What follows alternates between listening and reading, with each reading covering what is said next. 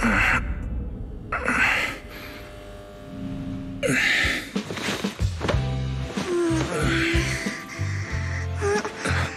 Phaethon, this time let me. Vivian? Vivian?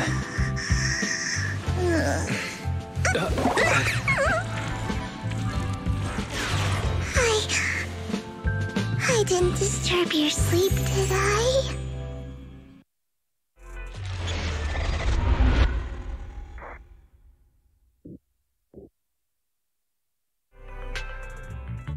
When I got here, the other Lord Phaethon said you were resting on the couch and just let me in.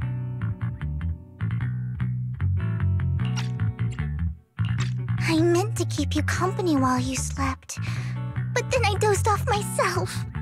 Ugh. I was going to sit here looking super cute, hands cupping my face. You know, like the #1 sleepy face I want to wake up to pose. I can't believe I ended up falling asleep myself. Vivian, are you sure you're awake? That sounded like sleep talk. I'm sure sleeping in that position couldn't have been comfortable either. No, Lord Phaethon. I was just worried that I had disturbed your rest. Just being able to see you sleeping peacefully is already the highlight of my day. No, my entire month. Though it is a bit late, but... Good morning, Lord Phaethon. You're here super early today, Vivian. Is there something urgent? Mockingbird's death has stirred up quite the storm. I took some time to gather intel.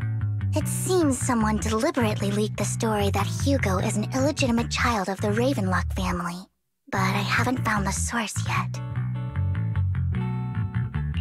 Could it be Hugo's uncle, Hartman? Maybe he's trying to turn people against Hugo and Mockingbird by playing the illegitimate child card. I suspected that too. He could be using Hugo's background to make people believe Mockingbird is just another Top's pawn. To the upper class, Mockingbird may be insignificant, but it has a loyal following among regular folks. But after some digging, I was surprised to find that the public isn't turning on Hugo. They're actually starting to see him in a better light.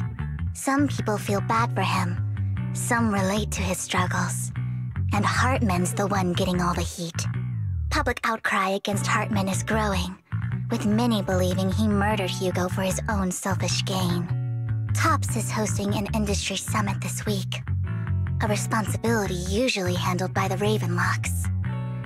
But my sources tell me another family has taken over this year at the last minute. If I'm not mistaken, Tops is intentionally keeping its distance from the Ravenlock family due to the current public sentiment.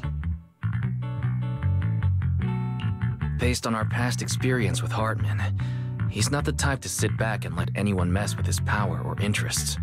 And that's what worries me. Hartman, in all likelihood, must have taken the sacrifice core. And now that he has this bargaining chip, who knows what kind of deal he'll strike with the Exaltists. Sorry for interrupting. Can I borrow Wise for a minute? Oh, no problem at all. I'm sure you have important Phaethon matters to discuss. Take your time. I'll just be waiting outside. Wait! Don't go outside, Oh, don't mind me, Lord Phaethon. I wanted to browse the videotapes anyway. I'll be right here. Just let me know when you're done. Thank goodness Vivian didn't walk out the main door. Lycon's been pacing around outside for like half an hour and scared off at least 5 customers. He's stressing over what he did to Hugo in front of Vivian, but he really needs to talk to us. Maybe you should go speak with him first? Sure, I'll go talk to him. At the end of the day, we're all after the same enemy. As proxies, we should become the bridge between them.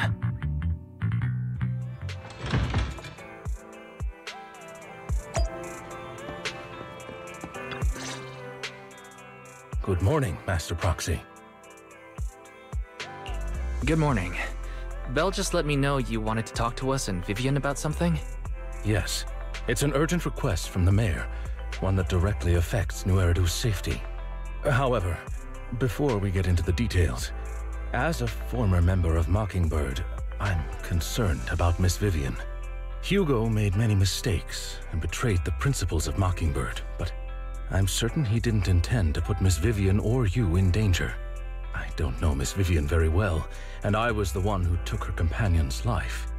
I might not be the right person to comfort her, but I hope she doesn't regret the choices she made or lose faith in the path she chose. Vivian doesn't seem down at all. In fact, she's been actively gathering intel. I think she's handling this with even greater calm than I am. If you're feeling bad about what happened with Hugo, it might be a good idea to talk to Vivian directly. From what I've seen, she's not as fragile as you might think. That's reassuring to hear. I trust your judgment. You've always had a sharp eye for people. Would you mind coming in with me? I'd like to apologize to Miss Vivian in person. Sure, but just to be clear, I'm staying neutral and not picking sides. You both have your own stance on this. As a proxy, I'll do my best to help facilitate honest communication. I respect that. Thank you.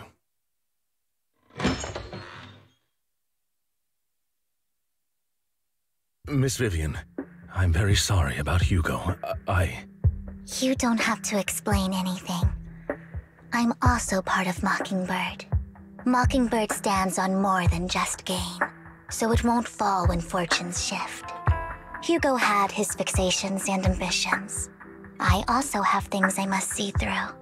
I'm determined to get to the bottom of the Exaltists and the sacrifices.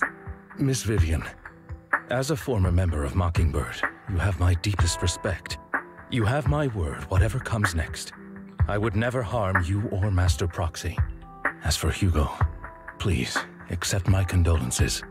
Condolences? That's not necessary. Mockingbird has plenty of tricks up its sleeves. This isn't the kind of act that ends so easily. Wouldn't you agree? You're right. I'm glad you guys are on the same page, but why do I feel like I'm being left in the dark? Master Proxy, I believe we all share the same goal. Uncover the truth of the Exaltists and the sacrifices. The Mayor has tasked me with inviting you to take on this mission, and hopes we can work together moving forward. If the Mayor wants to work with us, I trust he will demonstrate his sincerity in kind. Mockingbird will not serve as a pawn for the powerful. That will never change. Of course. While the Mayor cannot handle this personally, he will make sure we have all the intel and support we need.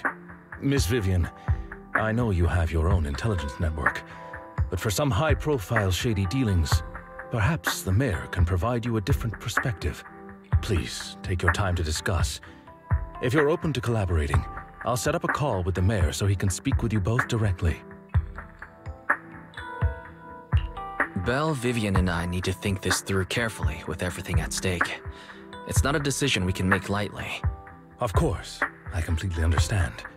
When you've made up your minds, you can find me at the Ballet Twins.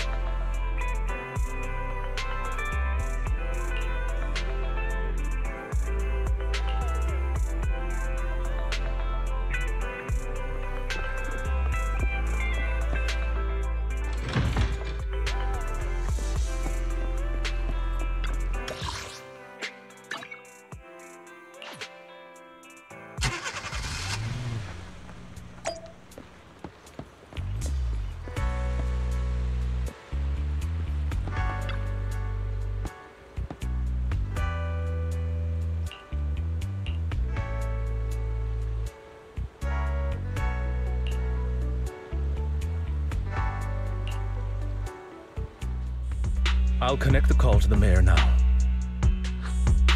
My dear friends, I'm glad you're willing to keep working with me. I'm truly sorry about what happened to Mr. Hugo Vlad. I didn't anticipate things would turn out this way. As mayor, I can't fully condone Mockingbird's actions, but personally, I had a lot of respect for Mr. Hugo Vlad. I looked further into Bringer's map. The sacrifices were created by an exaltist named Landon, who was active in Janus Quarter. Mr. Landon passed away in an accident a few years ago. Before he died, he was researching sacrifices and was said to have created a batch of serum that could turn living people into sacrifices. The problem was, the serum wasn't stable, and after his death, the recipe was lost. No one knows what happened to the exaltist in Janus Quarter back then. But it's clear that after the leader died, there haven't been major exaltist activities in the area. Bringer's map marks the locations where the exaltists' most successful attempts at creating sacrifices were. The leader of the exaltists in Janus Quarter died a few years back, and they haven't been active since. Could it be that Hartman was just acting on his own? Unfortunately, that's not the case. My sources confirmed that Hartman had been secretly in contact with someone, and they only meet inside the Hollow. Is it possible it's someone from TOPS? TOPS is a huge alliance of corporations. They wouldn't bother getting their hands dirty. Instead, they just sit back and reap the rewards. Everything Hartman is doing is to secure his place in TOPS and strengthen his power within the Ravenlock family. If my guess is correct, Hartman has gotten in touch with the remaining members of the Exaltists that used to follow Landon, helping them create new sacrifices. But what's in it for TOPS? There's no way the Exaltists would just hand over their secrets about sacrifices to Hartman, right? A sacrifice outbreak would throw the city into chaos. And that's when TOPS steps in, taking control of the situation on their terms. The public will see the mayor as incompetent, while TOPS comes off as the real protectors of the city. And when that happens, public trust will shift towards TOPS. And Mr. Mayor, you might find yourself in an unfavorable situation. Still sharp as ever, Miss Vivian. So, what exactly do we stand to gain from partnering with you? Please don't tell me you're doing this out of some noble concern for your citizens. I'm not some hero of justice, and I don't believe in lofty ideals or empty promises. We have a common enemy. While our ideologies may differ, we can work together on this. And as proof of good faith, I may not know exactly where Hartman is, but I can fan the flames over Mockingbird's death and escalate conflicts within the Ravenlock family. So it was you behind the rumors. No wonder I couldn't trace the source of the public outcry. I'm not the one who started the rumors. I just helped them spread faster after they leaked. And I pulled a few strings to make sure the story painted Mr. Hugo Vlad as a heroic figure who was unfairly persecuted. As I said before, I had a lot of respect for him, and I'd be happy to clear his name. Now let me lay out my terms for collaboration. After looking into it, I found that the dormant sacrifice you discovered wasn't the only one. There are more places where sacrifices might be lying dormant. Too many eyes are on me right now, so I can't send my own men to deal with it. I'd like to ask you to retrieve the sacrifices from those locations. I'll make sure to dispose of them once you do, so no one will be able to use them again. On top of that, I've asked a friend to help monitor your physical condition, and maybe even uncover more of your potential. Her research overlaps with your teacher's work. You don't need to worry about her capabilities. She's a Void Hunter rank special investigator. Really? A Void Hunter rank special investigator is going to be assisting us? And she's involved in our teacher's research? That's right. She's heading to Janus Quarter for some business. I wanted to set up a formal meeting, but she declined. She prefers to assess things on her own, and will reach out when the time is right. She'll let you know the details then. So it looks like you both are on board with this commission and ready to help recover the sacrifices? Okay. This affects a lot of ordinary people in New Eridu. We'll do our best. I know you won't let me down. Given our positions, we might not be friends, but we're definitely not enemies. I'll leave the rest to you then. I've got to go. Goodbye.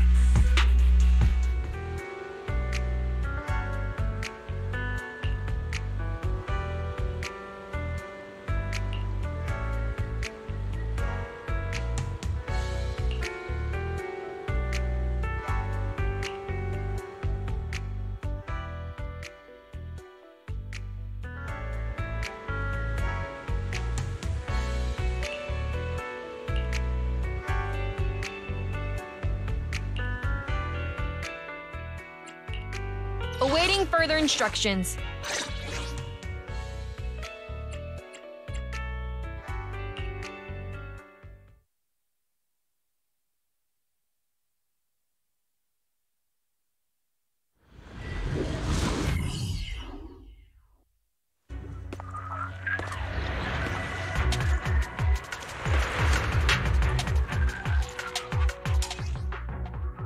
Lord Phaethon, thank you for trusting Mockingbird and me.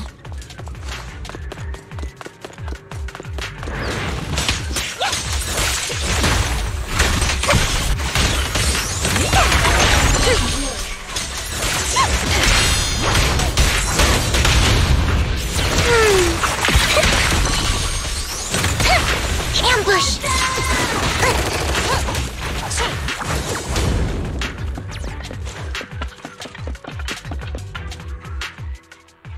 Has someone already taken the dormant sacrifice from here?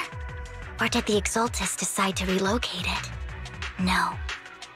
If these dormant sacrifices aren't handled carefully, they could awaken and turn against anyone nearby.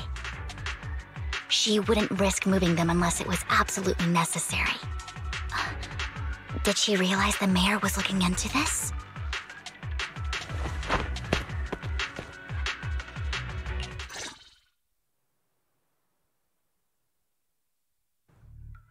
Did Hartman just make up this intel to get a shot working with us at Tops? I've been walking around forever and haven't found a thing. The Ravenlocks have always been a shady bunch. No surprise they've gone downhill over the years. I heard they were pretty loaded back in the day. What kind of business did they run? No clue. On the surface, their businesses seemed legit, but who knows what was happening behind the curtain. Probably something with the sacrifices. I mean, how else would he know about the dormant ones left around here for years? And he was so sure that even if those original sacrifices didn't work out, he had a backup plan. Backup plan? What could that be?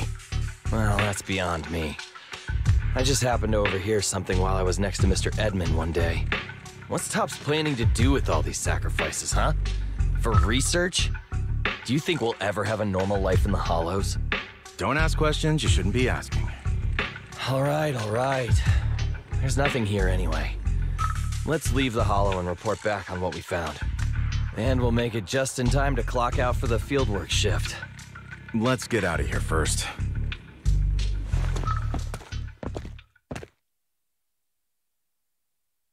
Hartman, that fool.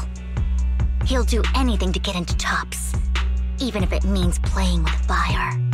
She's an Exaltist. Human lives have never mattered to her. The more people get dragged in, the greater the danger. Vivian, you seem a bit frazzled. Who's this she you keep bringing up? I apologize for losing my composure. Please don't mind me.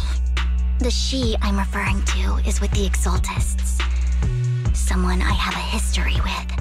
That's why the moment I heard about the sacrifices, I felt compelled to uncover the truth. I never meant to hide anything from you. It's just that, for me, the Exaltists bring back painful memories. And I'm not ready to face them yet. So, Lord Phaethon, please give me a little more time. Once I've gathered my thoughts, I promise I'll tell you everything. Sure, I'll stop asking. What's more important than an unspoken past is the person standing in front of me now. As for everything else, we can talk about it whenever you're ready to share. Lord Phaethon, if we weren't in such a hurry, I'd spend 3 whole hours singing your praises. make note of this and make sure to get it done before bedtime. First things first, let's track down those dormant sacrifices. The Exaltists have probably realized someone's after them by now. I wish we knew what Hartman's backup plan is. I just can't shake the feeling that something bad is about to happen. Leave it to me.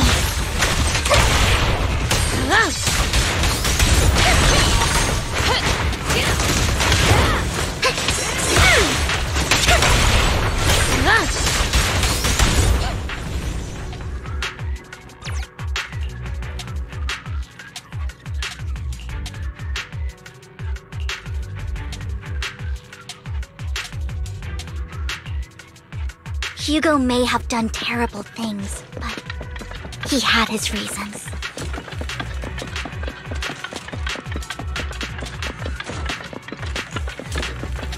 Mockingbird might be seen as the bad guys by a lot of people, but... Ironically, joining Mockingbird is what put me on the right path.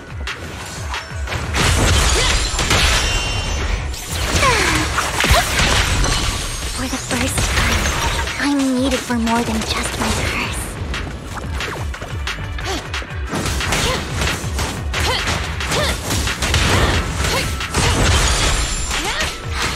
Nothing here either. Are we too late?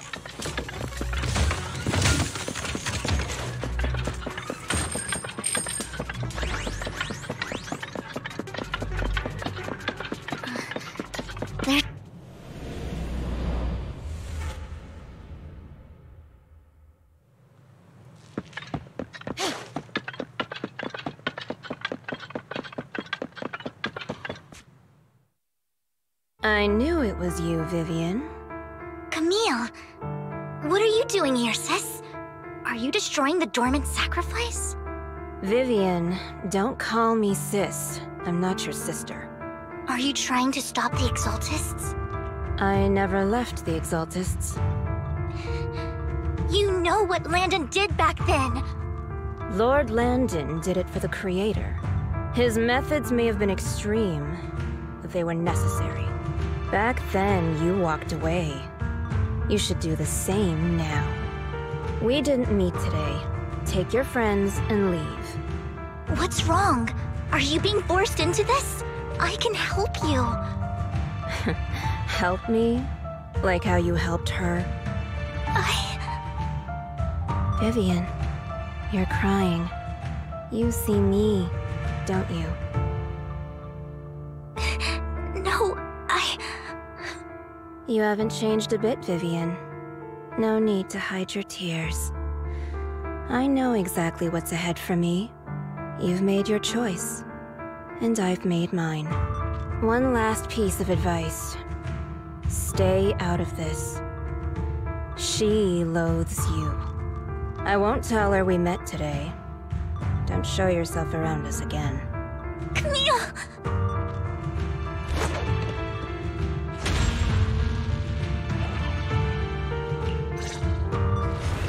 Watch out! Just this one. I'll tell you what that was about later.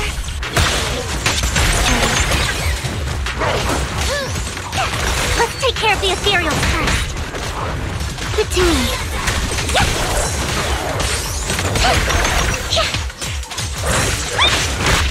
Just this once. Find cover. Copy that. Right, don't really know. Take my trust dirty little kid.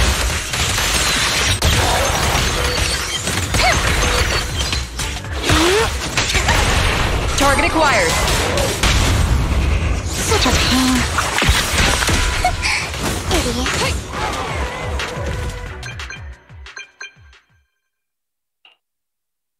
You've been gone forever. Did you run into any trouble? We searched the coordinates the mayor provided. Most of them were already empty. No dormant sacrifices. Camille, the Exaltists have been actively destroying the dormant sacrifices. Why would the Exaltists go after the sacrifices? I saw it too, but I can't figure out why the Exaltist would do this. And one of them is someone I once knew. I thought she would leave the Exaltists after Landon's death, but she stayed. Wait, what did I miss? Why do you know so much about the Exaltists, Vivian? When I was a child, I stayed with the Exaltists for a while. Back then, Landon was one of the most respected figures among the Exaltists in this region. A lot happened, and after Landon died, I left. I can't turn a blind eye to the sacrifices. I know all too well how many lives have been lost bringing them into existence. Ever since I learned a sacrifice had appeared in Janus Quarter, I haven't been able to stop worrying. I won't let history repeat itself. That's why I asked Hugo to investigate, starting with the Sacrifice Corps. Vivian. Please stop. I'm not looking for comfort. I'm just recounting the story for you to understand the situation. We've got bigger things to focus on. But when I do need comforting, I'll come straight to you. I hope you'll make time for me, Lord Vathan. Just so you know, I'm not the easiest to console. Absolutely. If you're feeling down, we'll be here for you. Okay.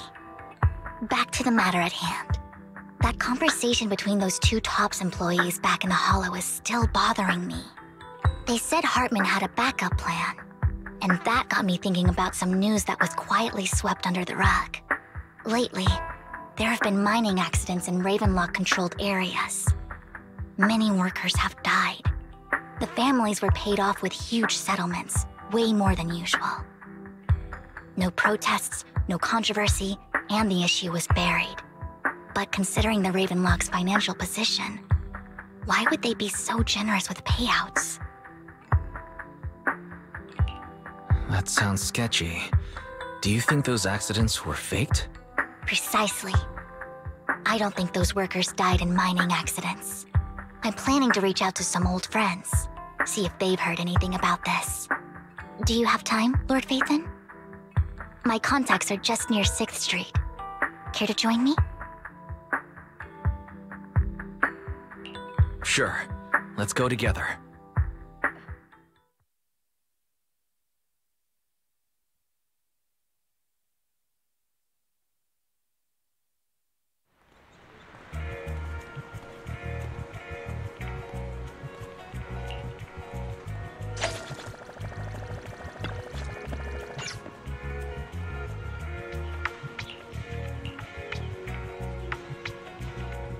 An old friend of mine said she has some new intel.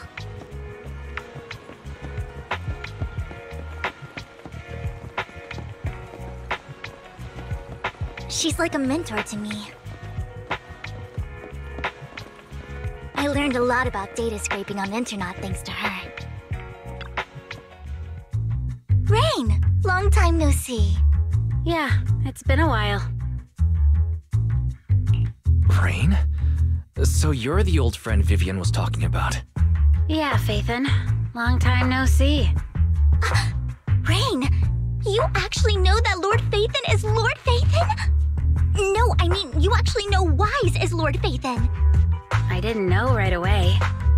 One time, I needed a favor from Nicole.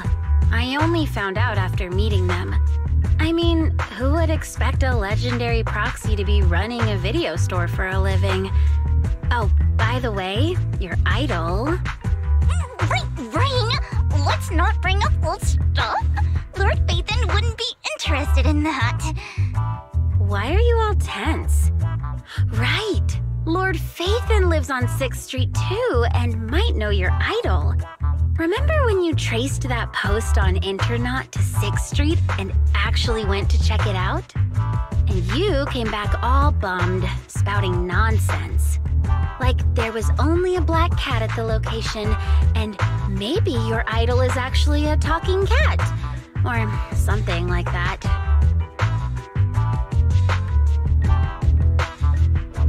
I think I know that black cat. It hangs around our shop now. Lord Phaethon, please, let's drop this topic. Come on, Vivian.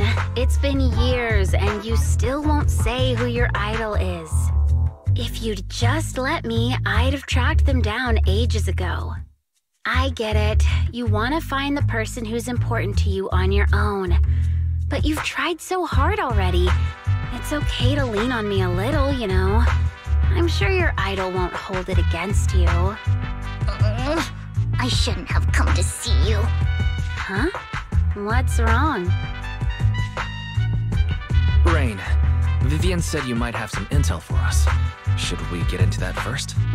All right, let's get down to business. Here's something I'm pretty sure about. The Ravenlock family's claim that those missing workers died in an accident? Don't buy it. The last signal from those workers was near the Hollow, then communication went dark. I think they were taken into the Hollow. And yesterday, I picked up that the Ravenlock family secretly hired some people to search the Hollow's perimeter. I caught a weird distress signal from someone and managed to track down the source. When I tried to reach out, the signal cut out completely. The last trace of the signal was near Lumina Square. Finding someone in real life isn't really my thing, so that's where you come in. Okay, we'll take a look around. You just said this is something you're sure of. Do you have anything you're not so sure of? I dug up some info online, and one thing stood out. A few days ago, there were some creepy sounds coming from an abandoned warehouse by the port. The place was locked up, so no one could see what was happening inside. Not sure if it's related to your search. If you don't find anything useful around here, it might be worth checking out. Well, that's all I have for you. Thank you, Rain. Don't get all emotional on me now. I'm just helping out a friend. This one's on the house. Consider it payback for the favor you did me last time. But if you still want to find your idol, hit me up. I've been curious for what... Alright, don't worry about it. I'll manage it myself. Stop being so nosy, Rain. Nosy? Nah, just professionally curious. What kind of person is worth all this searching, huh? But honestly, whoever they are in real life, they've become a part of you. You've come a long way in this search, Vivian. I much prefer the person you are now. So if you find this person, don't chicken out. Go meet them. People will appreciate you for who you are. Rain. I might not care about the real world or what it'll be like, but I hope everyone I know can live a good life. I'm counting on you to save the world, guys. All right, I have other business to take care of, so I'll leave the rest to you.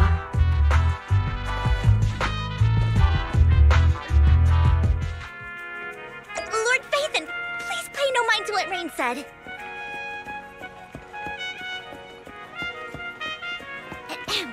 That big guy's up ahead. Let's hurry.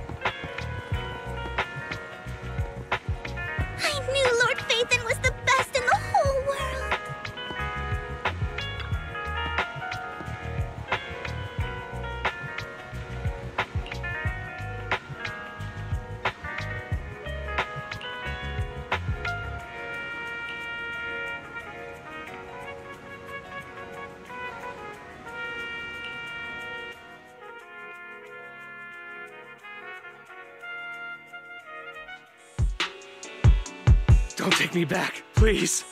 I was wrong. I know I messed up. I don't want your money anymore. Please, no. Calm down. Who are you? I won't say anything. Just let me go.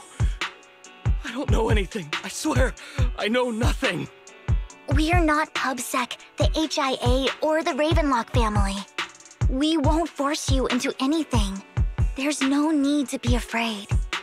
What do you want from me then?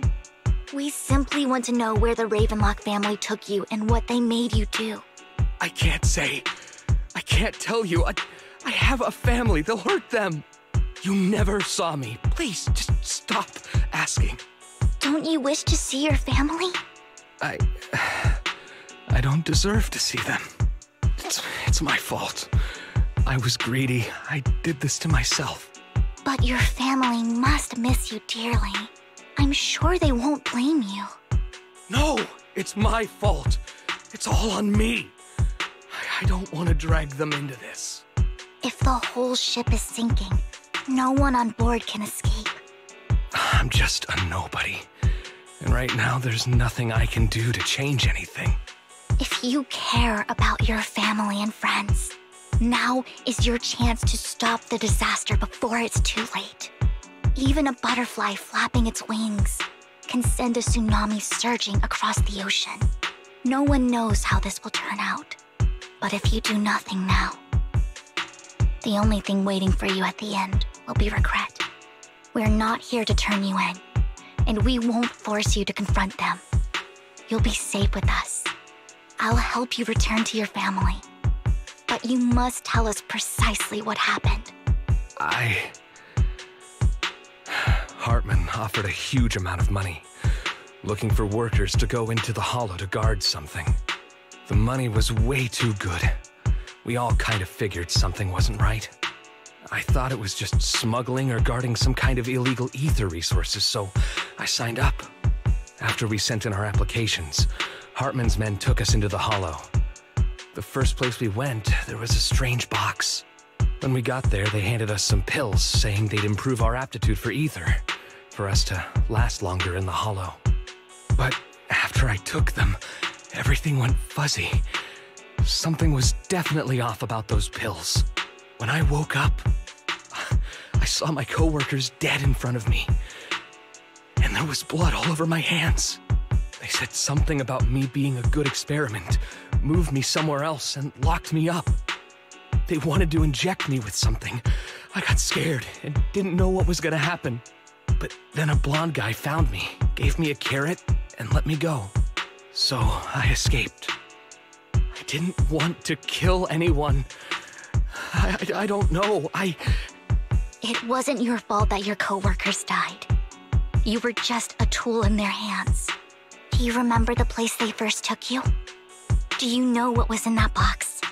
I only remember the first place was like a rooftop. I think it was on top of a tall building. What exactly was in that box? I can't remember.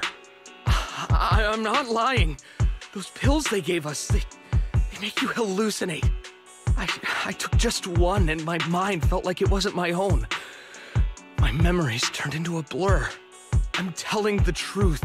I'm not trying to run from my mistakes. I just really can't remember what happened. I know you're not lying. We'll arrange for your protection. You can rest easy and recover, and your family won't be dragged into this. Once this is all over, you will be able to reunite with them.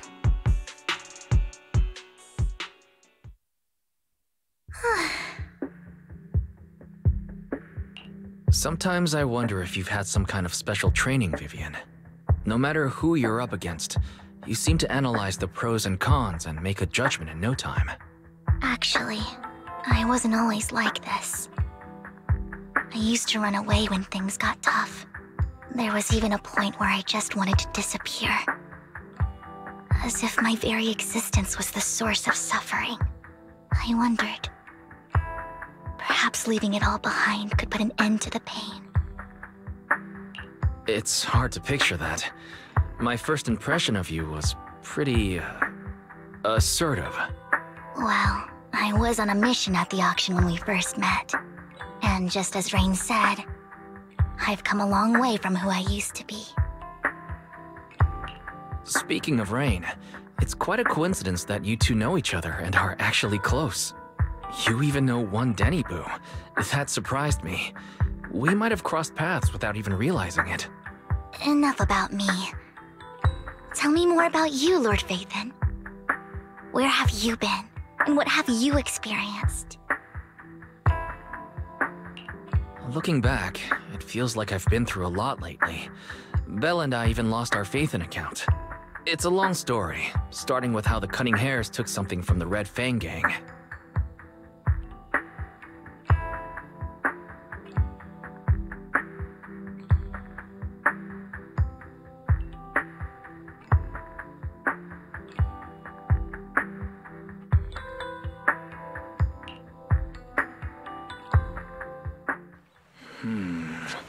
It should be around this area. Belle told me there's a highly rated store here.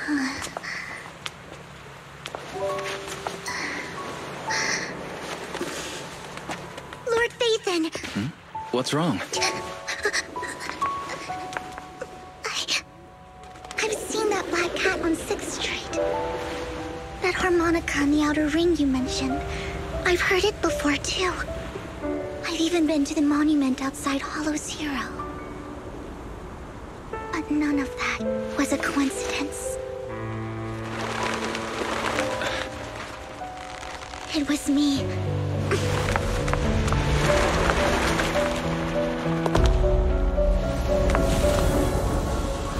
Following you, and now I've finally made it to your side.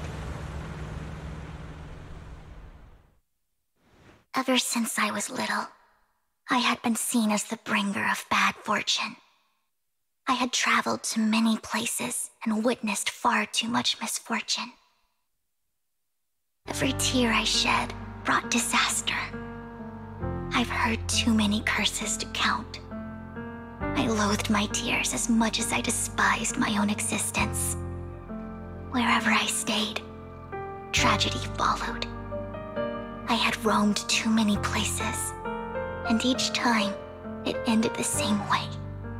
I didn't know where I could go anymore. One night, I stumbled upon a post discussing me.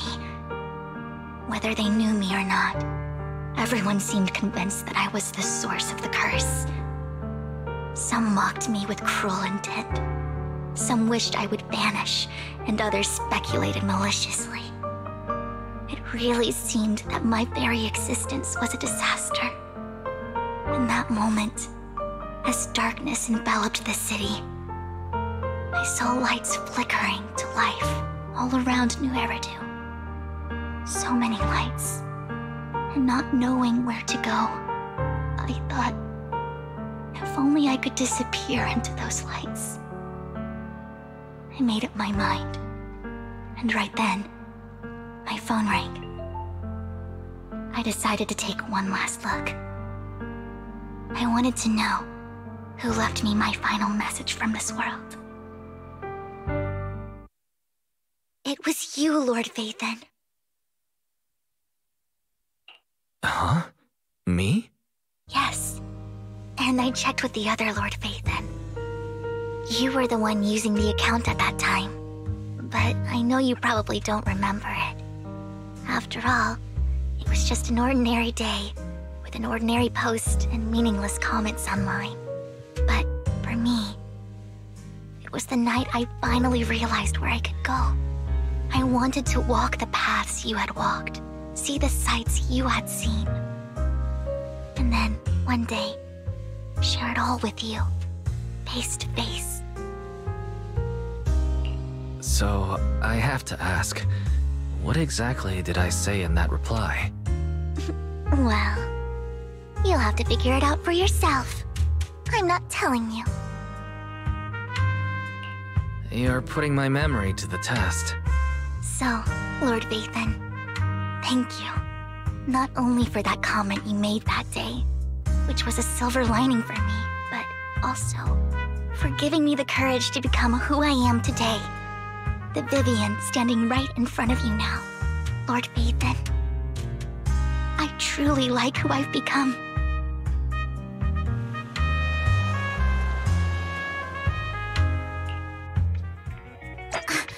Lycon just sent a message.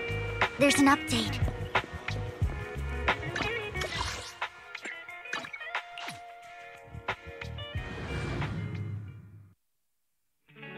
Wise, you're back.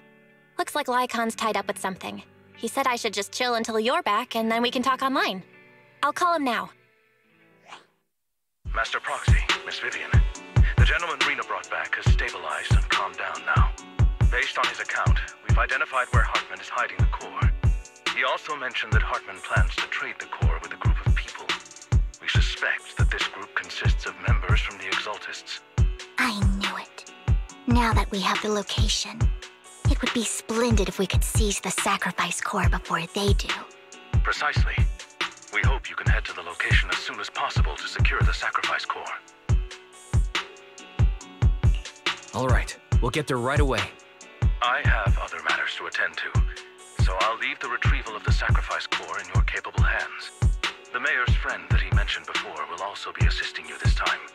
The target coordinates have been shared with her, and she'll meet you there. Please ensure your safety, and I wish you all the best.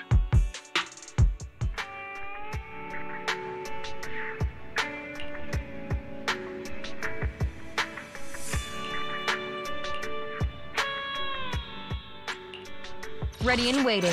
Soldier 11, reporting.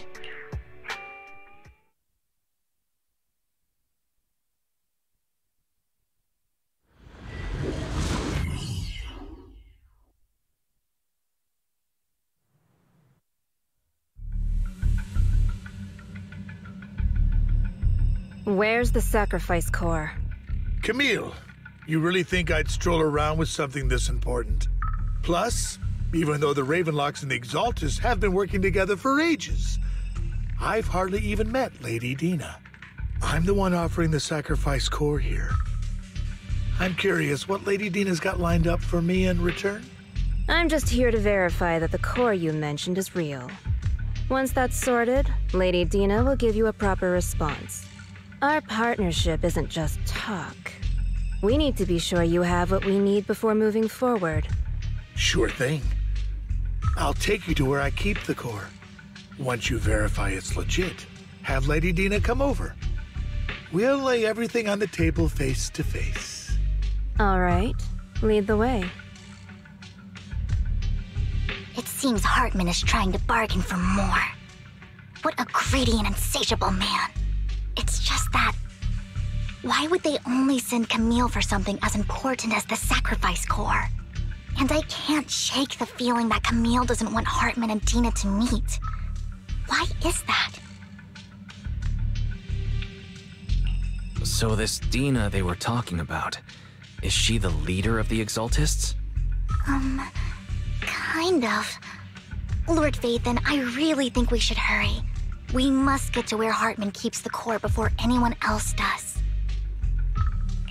I've mapped out a shorter route, but there will be ethereals along the way. I'll leave the fighting to you, Vivian. Don't worry, Lord Phaethon. You're in capable hands. I'll ensure your safety.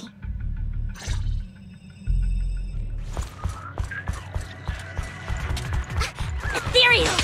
Stay away from Lord Phaethon!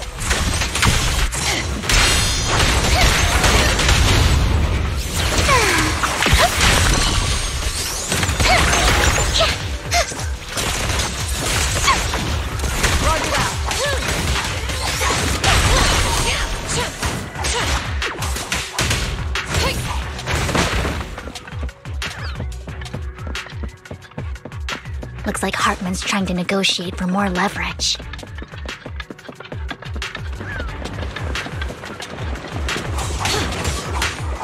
Nice turn. Let's get out of here before we're spotted.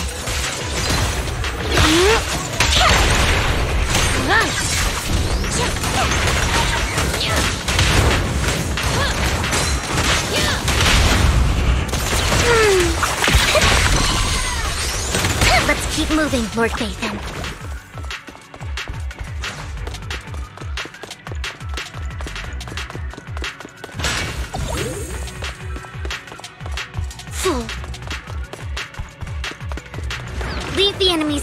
Lord Phaethon.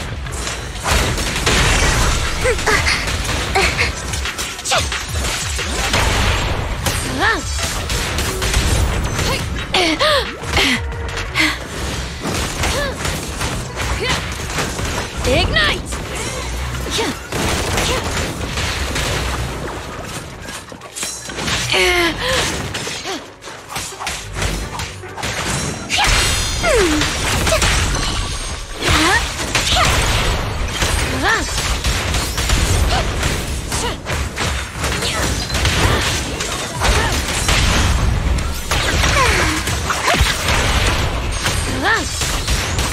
They're still over there. Looks like they're arguing.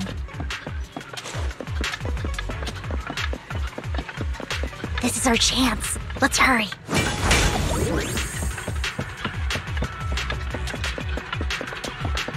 No matter who has the sacrifice core, Hartman or the Exaltists, it would be really dangerous.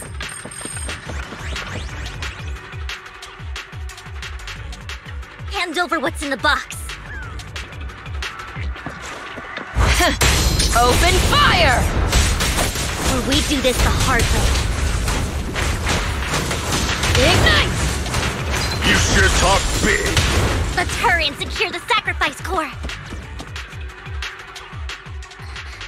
Lord Phaethon, the box is empty.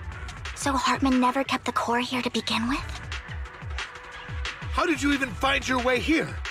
Where's the core in the box? What did you do with it? You call this keeping the sacrifice core safe?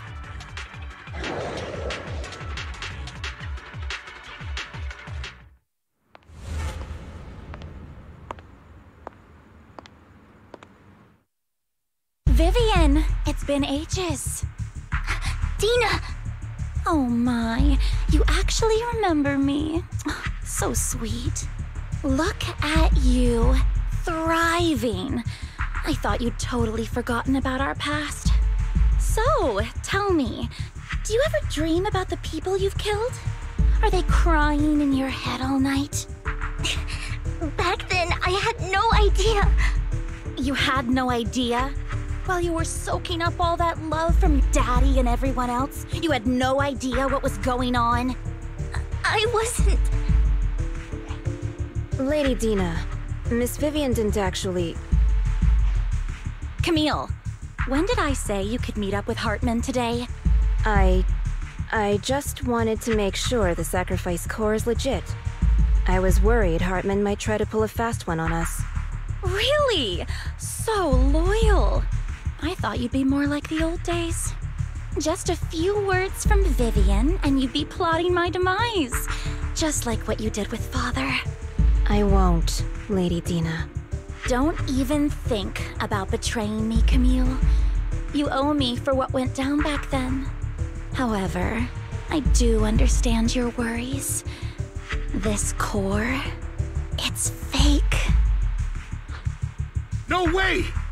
I got this straight from Hugo! It can't be fake! How can you just claim it's fake without any proof? Ugh, seriously?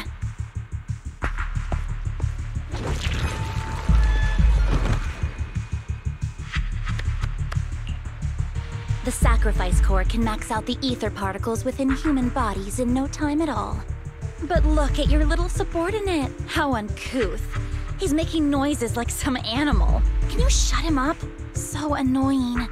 The masterpiece Father made for the Creator isn't this worthless piece of junk you're holding. So, the real core.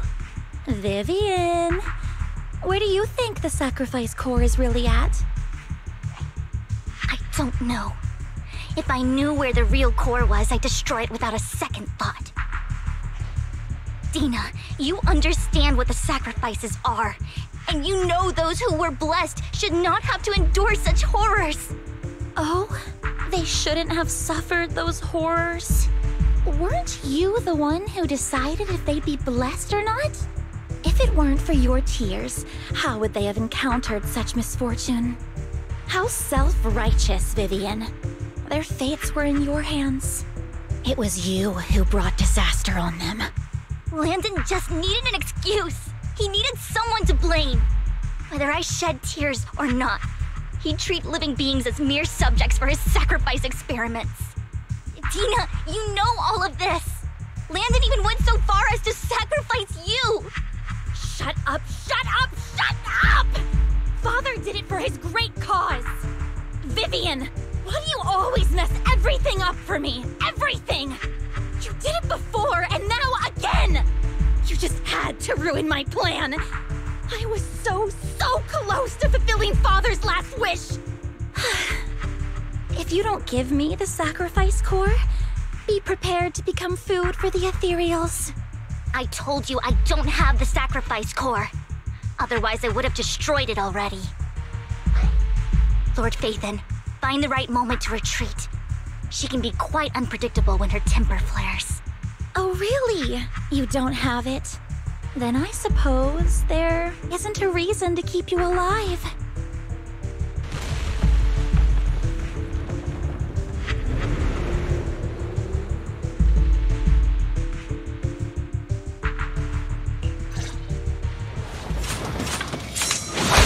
More cereals are coming. Oh no, it might try skirting the way.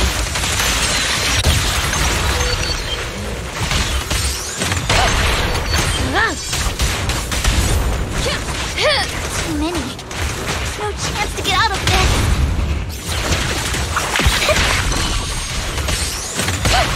Ready.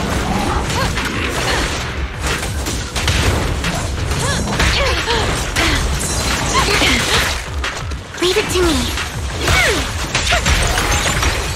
Copy that. Fire! Oh my.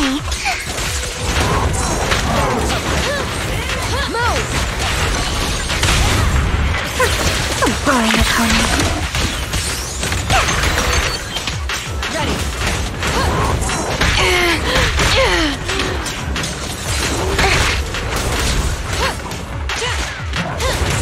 My turn. Huh?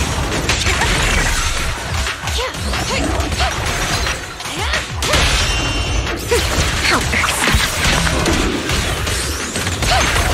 Stay away from Lord Phaethon!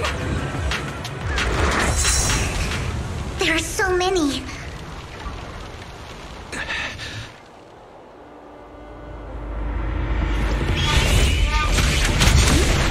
It's ink?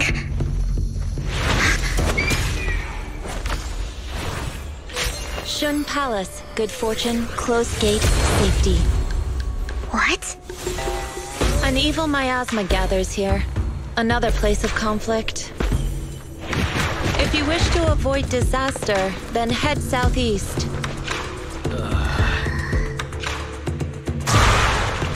Now! Thank you.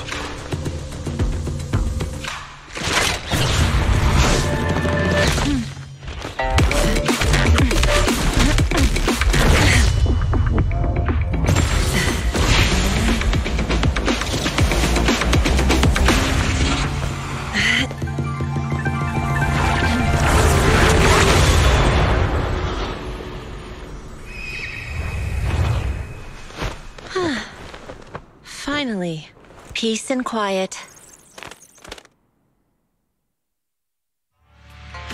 You must be wise, right? Mayflower mentioned a special partner might need my help. May I ask, who are you? I'm the 13th generation master of Yunque Summit. You can call me Yixuan. Mayflower passed along your info, and I was curious what kind of person you are, so I came to see. At first, I thought it might be a hassle, but your energy feels really calming. Quite nice, actually. So, you're the investigator the mayor mentioned. Yes. He also asked me to be your temporary teacher and offer you a bit of guidance. Guidance? What does that mean exactly? Unfortunately, this isn't the right time or place to talk. I have some investigation work to catch up on, and it seems you've got quite a lot on your hands, so let's part ways for now. I'll find a good time to visit you soon.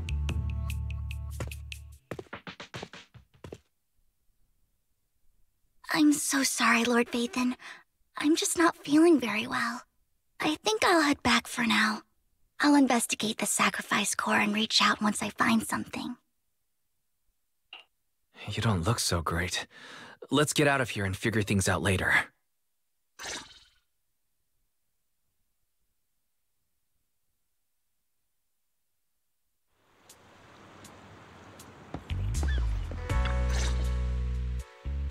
Lord Vathan, are you going to rest now? I can head back later, Vivian. You seem a bit off since we left the Hollow. If you want to talk about what's bothering you, I'm here. Sometimes it helps to get it out. I didn't mean to keep my past from you, Lord Vathan. When I was little, people thought I brought misfortune, so no matter where I went, no one wanted me around for long. Then, one day, Landon adopted me and brought me to the Exaltists. There, I met Dina, who was so kind to me, treating me like a dear sister. She told me her father, Landon, was a great man who'd one day make everyone stop fearing the Hollows, so all life could live freely inside and outside of them. Dina helped Landon pick people for the blessing, and everyone in the Exaltists respected her greatly. Those who received the blessing would have a better ether aptitude, allowing them to enter the Hollow freely without fear of sudden disaster. Back then, Dina would chat with me every day, always about the Exaltists and her father. But things between us shifted when Landon asked me to step in for Dina. Landon told me I didn't only bring misfortune, and that if I listened to him, I could actually help people. After that, he'd take me to meet people, and if I shed tears, he'd give them a blessing medicine. Those who got the blessing could dodge calamities. At first, I was ecstatic, thinking I could help others. I shared my joy with Dina, but that was when she started to pull away from me. Was that blessing medicine the same sacrifice serum Bringer had? Yes. To be precise, it was an early version of the sacrifice serum. Landon's medicine wasn't stable. The medicine Landon developed could boost abilities quickly, but also sped up the development of ether corruption. In the end, most people turned into ethereals, and a few became sacrifices, losing all human consciousness. The ethereals were killed while the sacrifices were given to the higher-ups of the Exaltists. The Exaltists wanted the sacrifices to hold human consciousness, so Landon's medicine was seen as a failure, and he gradually lost influence within the Exaltists. One day, I saw Dina, and tears streamed down my face. In a bid to save his reputation, Landon decided to let his own daughter receive the blessing. I had always thought that getting the blessing was a good thing, until I saw terror in Dina's eyes that day. That evening, I broke Landon's rules for the first time, and followed him out of the Exaltist's residence. I trailed him to the Hollow, where I witnessed someone who had been blessed becoming corrupted. In the end, that person became an ethereal. Then, without hesitation, Landon killed him. Before Landon returned, I went back to the residence and snuck into his study. And there, I uncovered the truths I just told you. And just a few days later, it was time for Dina to be blessed. I wanted to save her and stop anyone else from getting deceived. So, that day, I told everyone present that Landon should be the one to receive the blessing, not Dina. At first, Landon argued, and no one believed me. But, in front of them all, I looked at him and let my tears fall.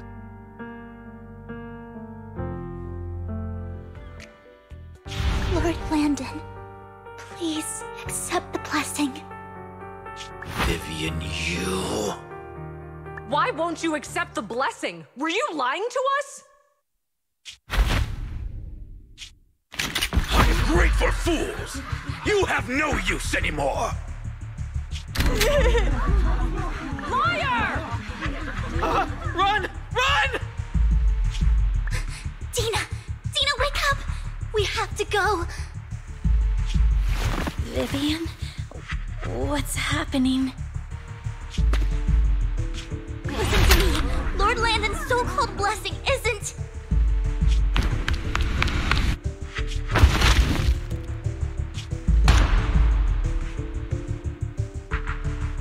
Father!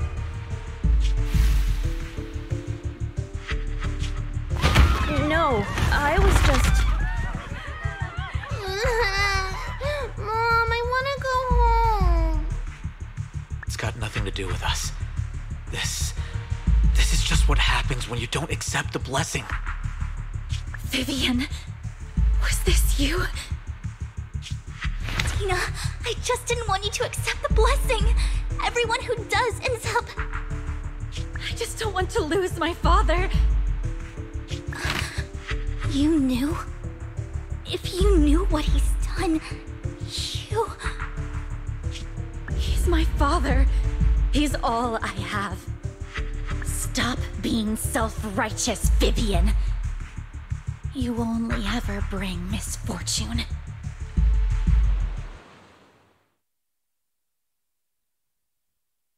I thought once Landon was gone, Tina would leave the Exaltists.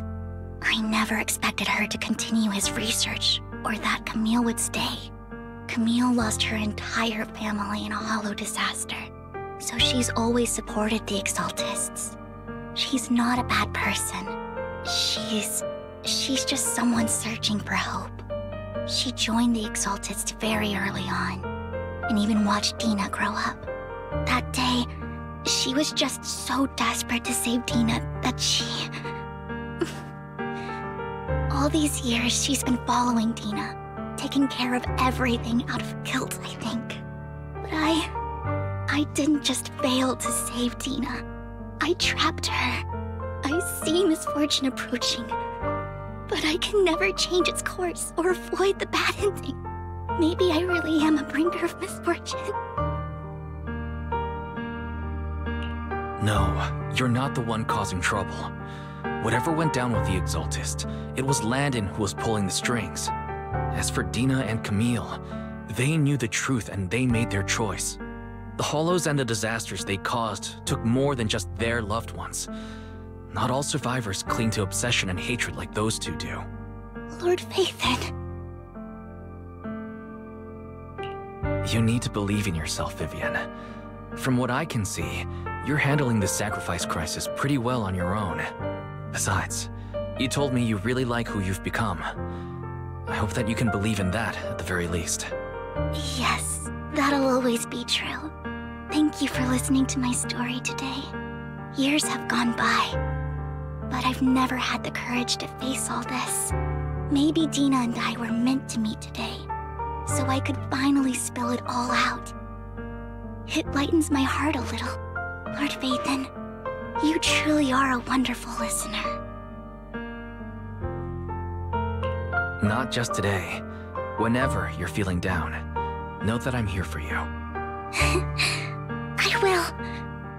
It's been such a long day. You must be exhausted. I'll track down the location of the sacrifice core and let you know what I find. Good night, Lord Phaethon.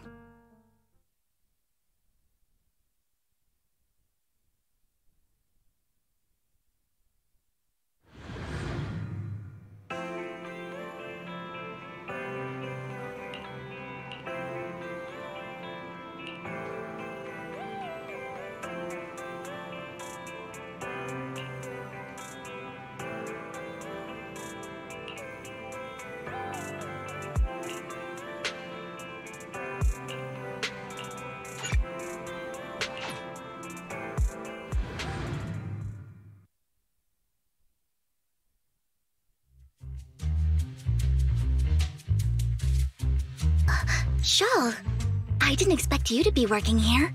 Perfect. I was just covering someone's shift. The screening here is super strict, and I was afraid the supervisor would realize I was new and subbing for someone, so I hid in the control room during the supervisor's inspection.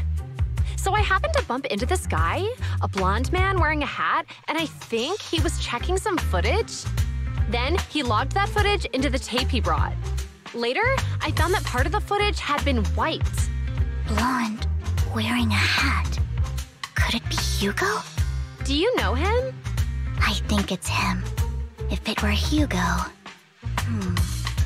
I think I know where he would hide the tape. Thank you, Shaw. You were a big help. Great! You also helped me a lot when I started working. I used to make mistakes all the time. If it weren't for you cleaning up my messes, I would have been fired ages ago. So I'm happy I could help you too. All right, go ahead and do what you need to do. We'll catch up another time.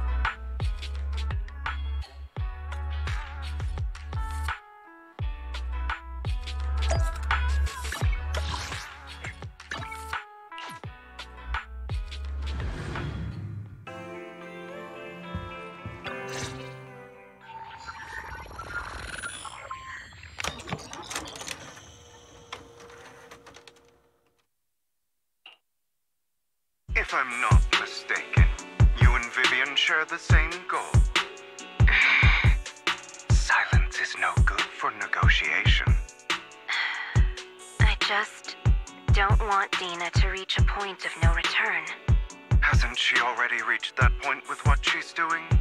The formula for the Landon serum was lost, but a batch survived, and Dina was able to develop a substance that can be used for mind control.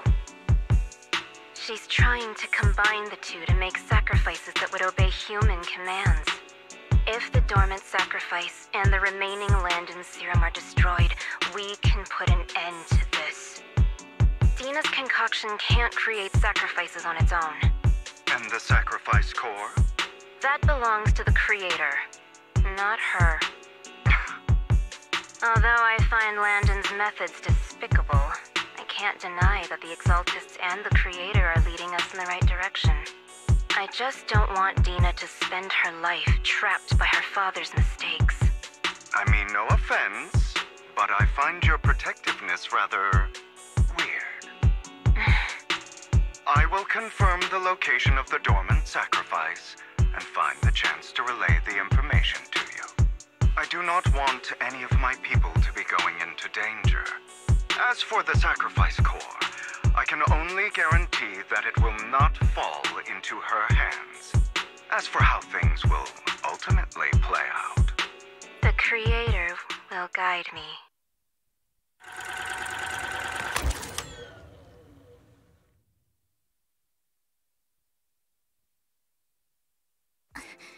Camille was actually destroying the dormant sacrifice? Compared to Camille's motives, I'm more concerned about whether Hugo has more plans lined up. Hugo... Wise, Lycon just sent a message saying he's got something urgent that he needs to talk to us about now.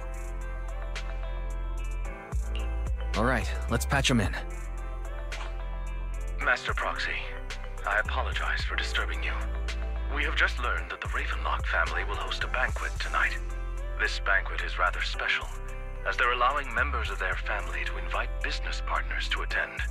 With Hartman at the center of controversy, there are many members of the family who are eager to use this opportunity to replace him.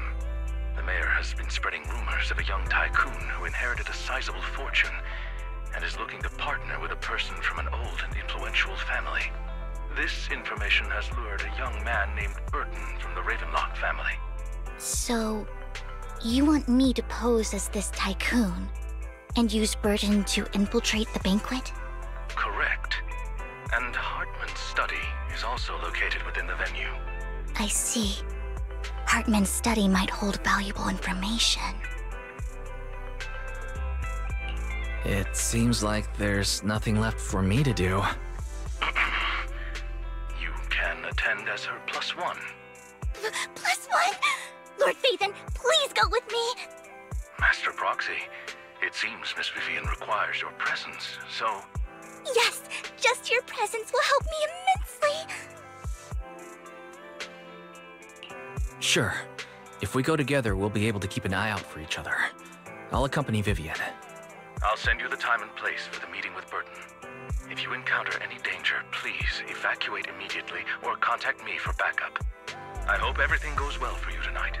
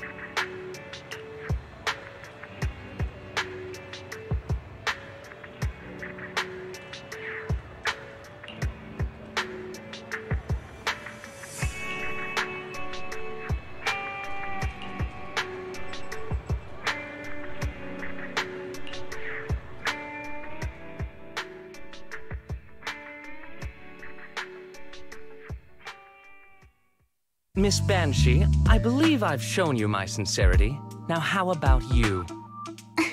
Sincerity? My presence here is a show of sincerity. If we're to work together, Miss Banshee, you should drop your pretentious act. I am well aware of the ways of the Ravenlock family. If I were to come empty-handed, I probably wouldn't even be able to make it out the front door tonight. Since I agreed to come with you, and even brought along my most precious companion, does that not show my deepest sincerity? No need for such an off-color joke. Our door is always open for those coming or going. We both know what's what, so let's cut the small talk. I know far more about how the Ravenlock family made their fortune than most here. I am also well aware of why Hartman, despite such a massive scandal, still remains in power. Oh? Do tell. Exaltists, blessing, sacrifice, Landon. Where would you like me to start? How did you know that? No, who are you? Don't be so tense. If I'm not mistaken, it's about time the banquet began. My companion and I are practically famished. Is this how you treat your guests? By letting them starve? Perhaps when we've had our fill, we'll remember where the sacrifice is hidden. You know where the sacrifice is? So, can we go get something to eat now? And I'm also looking forward to receiving a special dessert from you. We can discuss what you wish to know while we enjoy dessert. Of course. I wouldn't let such an important guest discuss matters on an empty stomach. As for dessert, I will prepare it myself, and I guarantee it will satisfy you. I'll come find you later. I wish you a pleasant evening.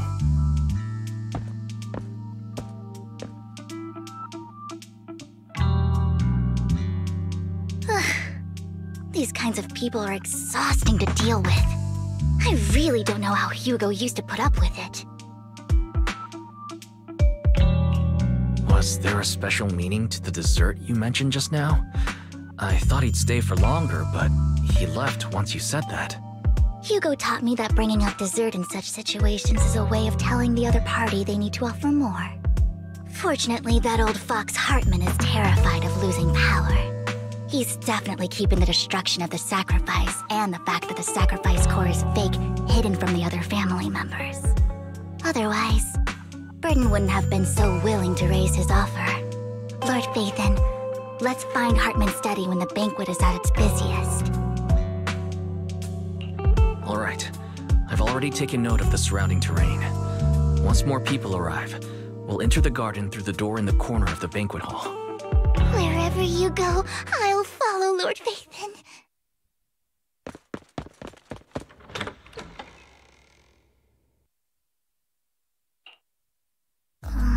Isn't this going a bit too well? The security outside of the manor is really strict, but maybe it's more lax on the inside. Let's assume we got lucky. However, just to be safe, I'll call Lycon. Let's check Hartman's recent correspondences for clues. I still have concerns about the sacrifice core. Right. Though the core he gave Dina was fake, Hartman might have left a trick up his sleeve and hid the real one. Then let's split up.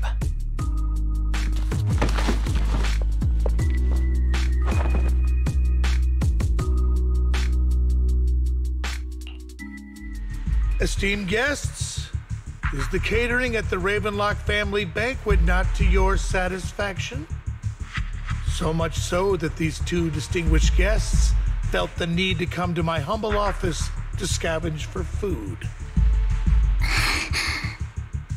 Don't want to come out? Well, after all, you don't have long left. Burton, that greedy idiot, fell for the mayor's trap. But I never expected that he would bring you into my territory. I suppose I should thank him. Otherwise, I would have had to go to great lengths to eliminate you. Vivian, Phaethon, give Hugo my regards. Tell him I shall be taking the wealth and power of the Ravenlock family for myself.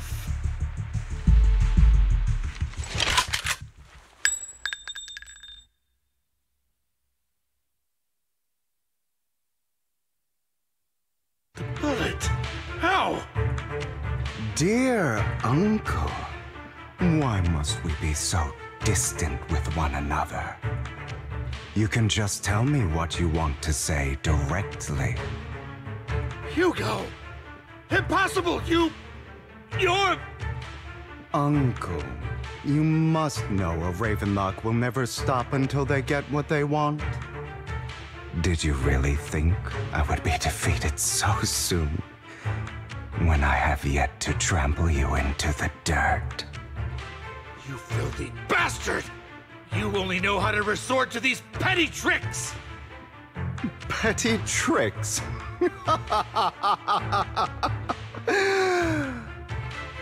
Perhaps you'd like to know what I managed to accomplish using this faked death of mine. My dear Uncle.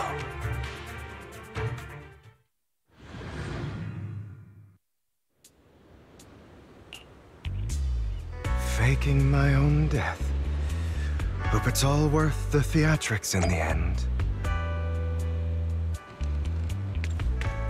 It was just to keep Hartman off my back, but maybe I went a little overboard. The manager must be pretty shaken up. I should apologize at some point.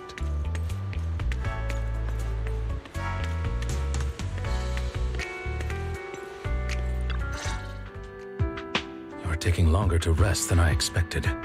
Lycon, you think too highly of my physical capabilities. Well, thank you for your cooperation. I must say, if nothing else, at least your acting skills have improved. Why do you look so angry? You should be happy. We pulled that off together with flawless teamwork and managed to fool everyone. Drop your foolish facade. I'm glad you still remember the code we set all those years ago. And thank you for ensuring your sleight of hand didn't deteriorate. Oh, right. I should also thank the blood bag hidden in my clothes and our other props. Do you remember when we last used this trick? It was probably ages ago. Sometimes I really don't understand you. Have you never thought about what the consequences would be if I didn't understand your code? If I decided against helping you? Or if I just couldn't control my strength properly? You'd understand it. Of course, if things really did go awry, I had alternative plans. You wouldn't be so arrogant as to think I'd bet everything on you, would you? You're insane. Aw, I'm flattered. So what exactly is the purpose behind all this? Surely after going to such great lengths to erase your own existence, you don't just plan to hide here and reminisce about the past with me. Don't try to brush this off. I've already helped you enact your plan. Tell me the truth. Don't get your tail in a twist. I have more plans that require your assistance, so naturally I would not hide anything from you. Simply put, as things stand, whether as Hugo Vlad or as Mockingbird, I am doomed to die. Seems you've made quite a few enemies. As a member of the Ravenlock family, I negotiated with Edmund and managed to obtain resources from Tops for my future plans. I also confirmed what attitude they held toward your master, the Mayflower family. Meanwhile, I used my identity in Mockingbird to strike a deal with Hartman and gather information on their collaboration with the remnants of the Exaltists. That's where I got my intel on what Bringer left. Oh, by the way, the crime declaration letter that your dear mayor received, that was also sent by yours truly. He's probably figured that out by now, right? Though I'm not sure if he told you. The mayor learned about the sacrifice attacks through his own means, but lacked an opportunity to take action. That warning letter was precisely what he needed. You aren't hopeless yet. How delightful. In short, I'm more well-informed than your lot because I get around, dealing with all these different important figures. But of course, it comes at a cost. It's only fair. After all, you can't hide the smoke from a wildfire. Rather than trying to carefully tame it and risk setting yourself alight, it's better to let it burn free. When I helped you put on your little act, killing you in front of everyone, you left the sacrifice core to Hartman. That was intentional too, then? Oh, yes. And it worked like a charm, didn't it? Now no one cares for me anymore, and all eyes are on Hartman. A perfect situation for keeping the Ravenlock family in check while dealing a cutting blow to the Exaltists behind them.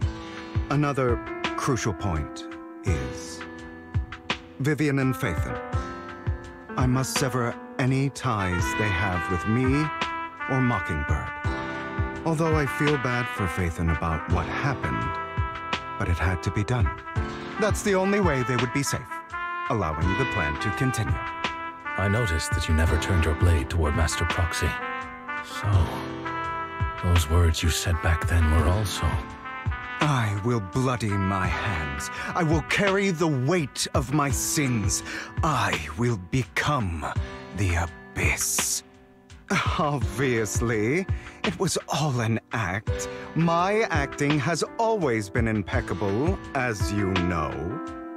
Hugo, you're taking such a tremendous risk. Why? Would you believe me if I said it's for justice? But unfortunately, it's not. I want revenge on the Ravenlock family. And I will make sure that despicable excuse for a human being, Hartman, suffers a slow, torturous end. Of course, I also promised Vivian that I would help her investigate the whole thing with the Exaltists. That's all. You don't look too good. Is it your wounds? No. This is the first problem I plan to resolve. Nikon, do you have a place that is sufficiently discreet, quiet, and can take a lot of damage?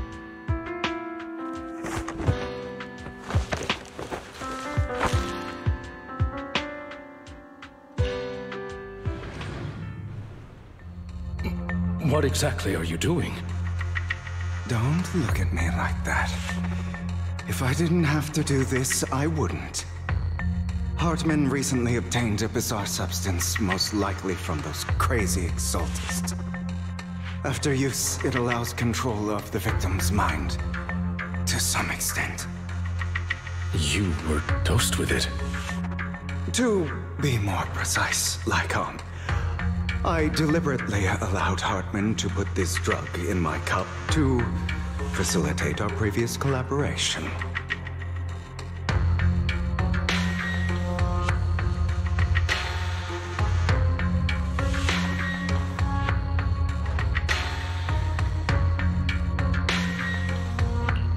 After finding out about it, I quickly found someone to help analyze its composition. The good news is he gave me a very low dosage, perhaps because he was afraid I might notice. There's a different medication that can delay its onset, preventing me from actually being under his control. I simply need to put on a show in front of my dear uncle. The bad news is that currently there is no antidote. When I delay those effects, however, they will accumulate and erupt when my body reaches its limit. It may even break my mind. And that's exactly what's happening now. I need to endure those accumulated consequences. So, I will lock myself in this room for however long that takes. I've tied my limbs to prevent me from smashing this place or accidentally hurting myself.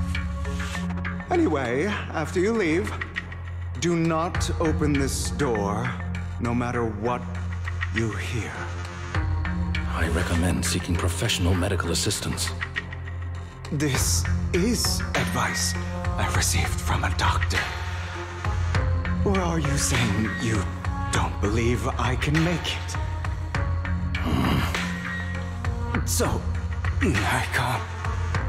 come find me here at the scheduled time. All you need to do is smile and await my victory. What if I want to stop you? You know you won't succeed. You never have. And you never will. Well, time is short. Let's begin. I understand. Don't die, you stupid bastard.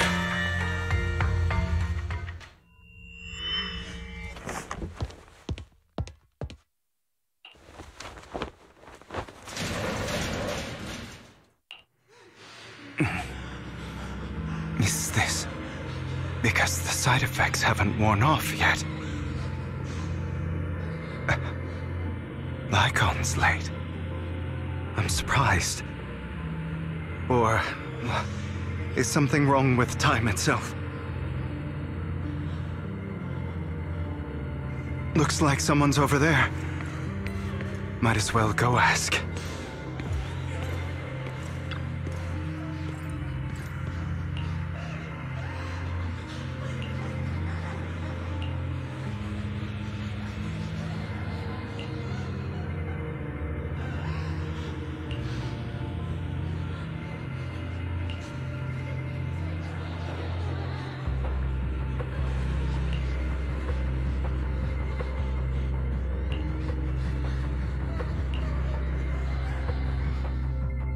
All your fault! I wish I had never given birth to you!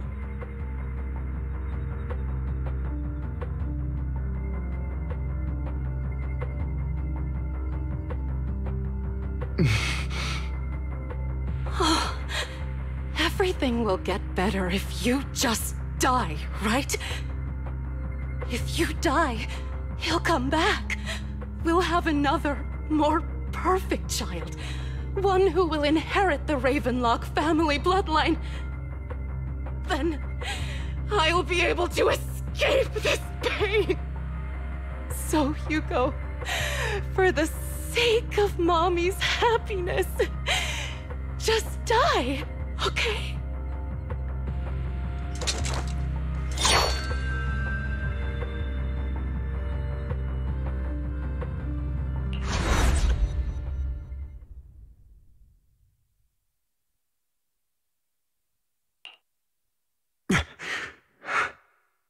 So, I wasn't awake yet after all.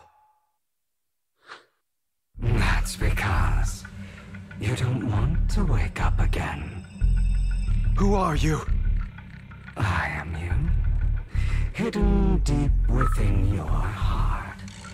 Your most true self. You want to kill her, don't you? Your so-called mother. Every time she beat you without reason, when she tried to gouge out your eyes, when she sold you into that hell, laughing all the while. You wanted to be the one to end her life. Why not admit your hatred?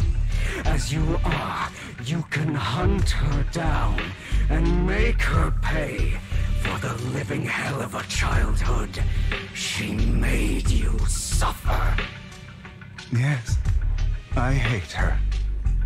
I hate her because she was foolish and shallow, greedy and stupid. I hate her because she doesn't deserve to be a mother. She did everything she could to try and get into the Ravenlock family. believing she could live a life of luxury without having to do anything and never realizing she was a pawn, discarded from the very beginning. So she chose to blame me. Blame me for my heterochromia. Blame me for my very existence.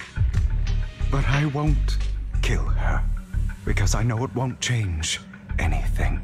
She was incapable of loving me, just as she is incapable of loving herself. Have you been brainwashed by that dog? Keeping up the act of being some magnanimous and forgiving fool? Don't compare us. I've simply come to understand love or hate. I make my own choices, and they have nothing to do with anyone else. She sold you to the Ravenlock family for a huge sum of money. She used that money to start a new life without you. While she was indulging herself, you were going through hell in the Ravenlock Manor. Does it not torment you? Do you not feel the hatred? Do you not want to demand answers? Kill her. Only by killing her can you be truly free. For a long time, I thought the same way. But now, well, I want to make a different choice. Stop lying to yourself. You never had a choice. This weak-minded thinking will only lead you to failure. Like before, you'll be nothing but a worm, trampled into the dirt by those so-called elites. Do you still not get it? This is how the world is, and always has been. Hesitating will be the victim. If you don't grab your knife first, you'll end up being on the other end of the blade. If you want to change anything, you must first become the one who makes the rules. Just like that woman. The only reason she could treat us that way was because we were weak. So listen to me. Find that woman, kill her, and prove to this world your strength. It's what she deserves. Why forgive them? They don't deserve it. I'm not forgiving them. Or rather, I don't care about them. They don't even matter, at least not yet. You know, perhaps the person I hate the most, the one I truly cannot forgive, has never been someone else, but rather my weak, powerless past self who could do nothing but hide inside a closet and cry. I hate myself for having neither the strength nor the courage to resist. I hate myself for begging for so-called familial love, even after being treated so terribly. I hate that despite the pain of my wounds, I still hope to receive the carrot and not the stick. And that means you, correct? So, I forgive you. I forgive myself. You'll regret this, fool. Your pretty words mean nothing. You will ultimately return here to me.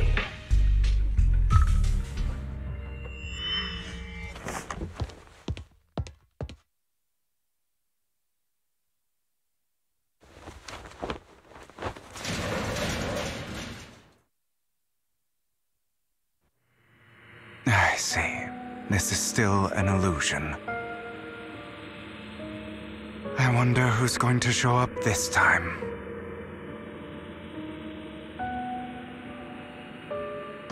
Brother! Hugo, let's play hide and seek! I'm already hiding! You'll find me, right? Like you always do! Serena. You're looking in the wrong place. I found an even better hiding spot this time. Harder to find than any place you showed me.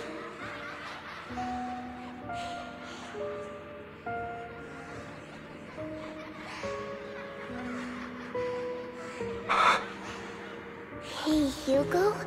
Do you ever wonder why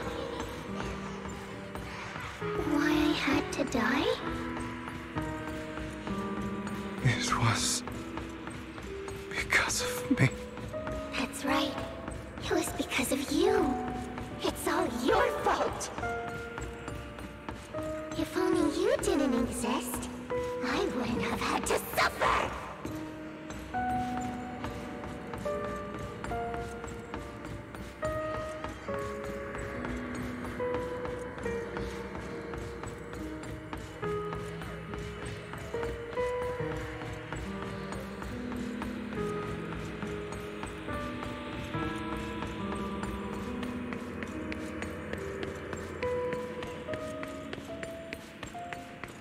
Still looking in the wrong spot.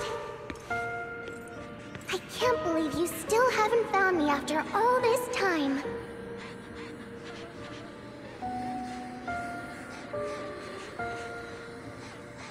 Have you forgotten about me?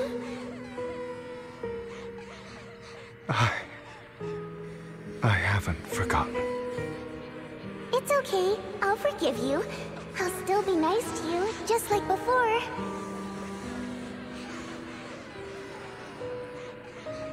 I was the only one who was ever nice to you, wasn't I? Yes. Then tell me, why do good people always suffer?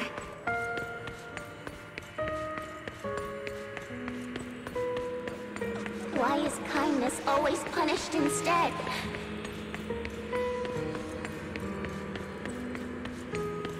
Tell me, Hugo, why?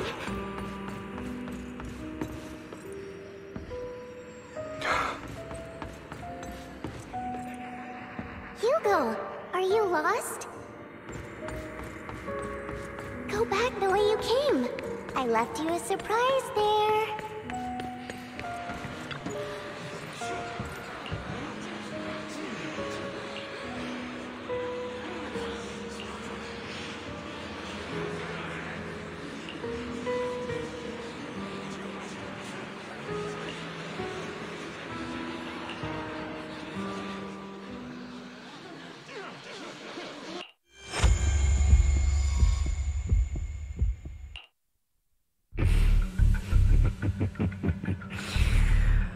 I told you that you would eventually return.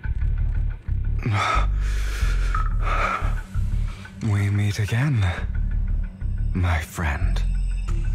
I told you, I am you. The side of you that you've always tried to deny existed. Of course. I know. This time it's about Serena. Right? Yes. Your half-sister. And the only child in the Ravenlock family who was kind to you. Unfortunately, it was her kindness that led to her untimely death. It was my fault. I don't like the way you blame yourself. Because that means I'm to blame as well. And I don't think I did anything wrong. Your mother sold you to the Ravenlocks. And your father, he saw your talent and wanted to use you to push the other children into competing with each other. My brothers and sisters wanted to get rid of me from the moment they first saw me. In their eyes, you were no more than a slave. But Serena dared to treat you, a slave, as if you were human. And so, she was fated to die. They tried to kill me many times, but I was careful, and they did not succeed. So they killed Serena, who was weaker, an easier target, and pinned everything on you. Serena died in your place. Those cruel brats thought that by reporting this to Father, they could use it to get rid of you, a rival who threatened their positions. Yet, not only did Father not blame you for the incident, he praised you for it. In this world, only the ruthless, cruel, and merciless can stand at the top. And that's exactly what you managed to live up to, no? You found a perfect opportunity thereafter to catch the ringleader of the group who framed you and almost beat him to death.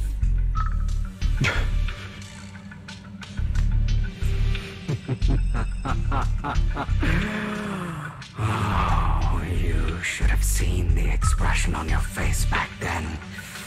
Oh, crazed and manic with utmost delight. I don't remember that.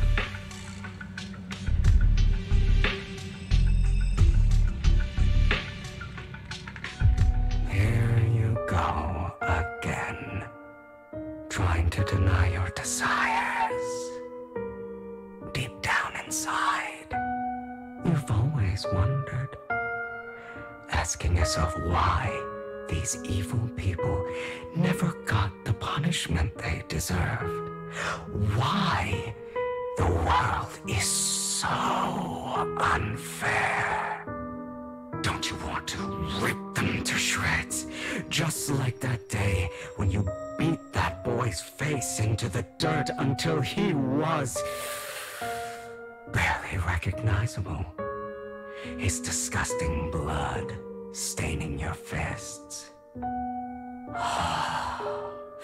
Recall your exhilaration, your cathartic release of rage, that outpour of hatred.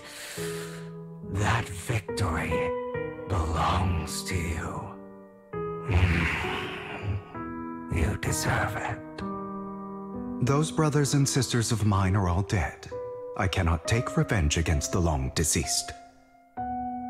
They died by Hartman's hand, dying in the power struggle to become the Ravenlock family's heir, rather than by our scythe.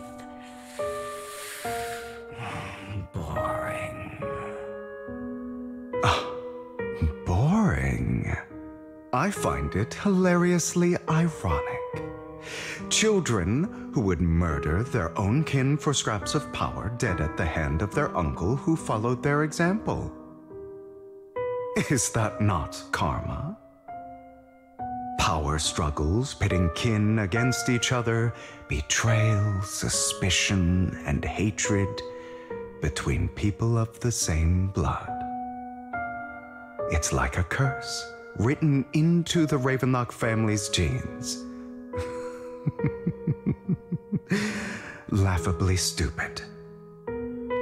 Don't forget, my dear, that the same blood flows through your veins.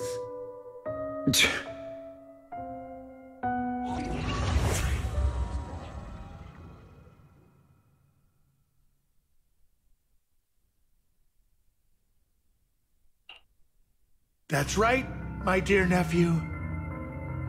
No matter how much you deny it, the blood of the Ravenlock family flows through your veins. Survival of the fittest. Only the strongest deserve to live. Only the strongest deserve to rule. This is the path of success that has led the Ravenlock family to victory countless times.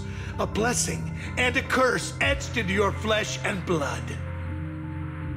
As long as you live, you'll never escape the mark of family. You are destined to one day become someone like me, like your father.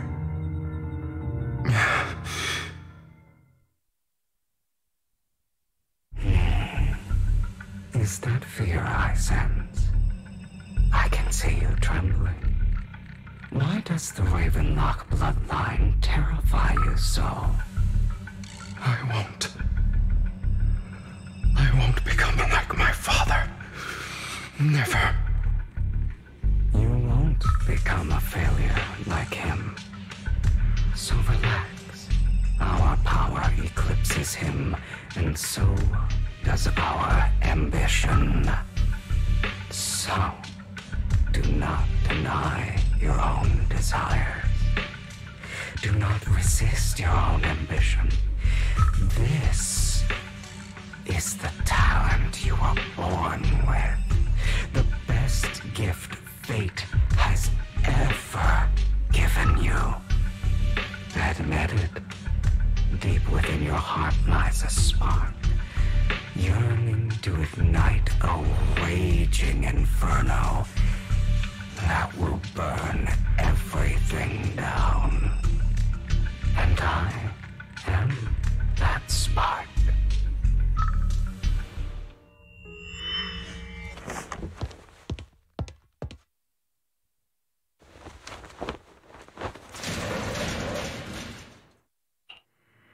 Lygon.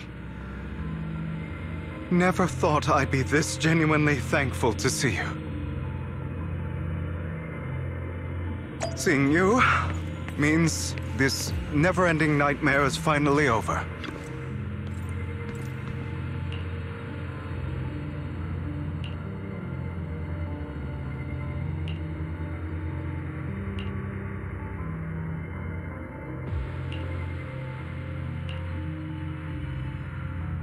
I don't want to hear something like that from you. You have no idea what that man, my father, is really like. A person who stops at nothing for their own interests and ambitions. Just like what you're doing right now. And what do you think I'm doing this for? All of this was part of your plan. You knew where the Ravenlock family was going to be, so you set Mockingbird's target there. To seek revenge, you plotted to assassinate your own father, but he was too vigilant, and you failed. After almost being assassinated, your father was furious and locked everyone in the hall, but was unable to find the assassin. And what a coincidence that a hollow disaster just occurred in the vicinity. So he used it to eliminate all the unfamiliar faces there, turning them into victims of the Hollow, an easy feat for the Ravenlock family. So, the one who killed innocents was my father, not me. You knew what choice an extremist like him would make, and you used the chaos to once again attempt an assassination. This time you succeeded. You killed your own father, at the cost of innocent lives. Admit it, Hugo. You don't care about anyone else. The only thing you care about is your revenge. How is that any different from your father? Enough. I'm tired. I may hate him for betraying me, but he wouldn't say something like that. What? You aren't Lygon. You're the other me, hidden deep within my heart.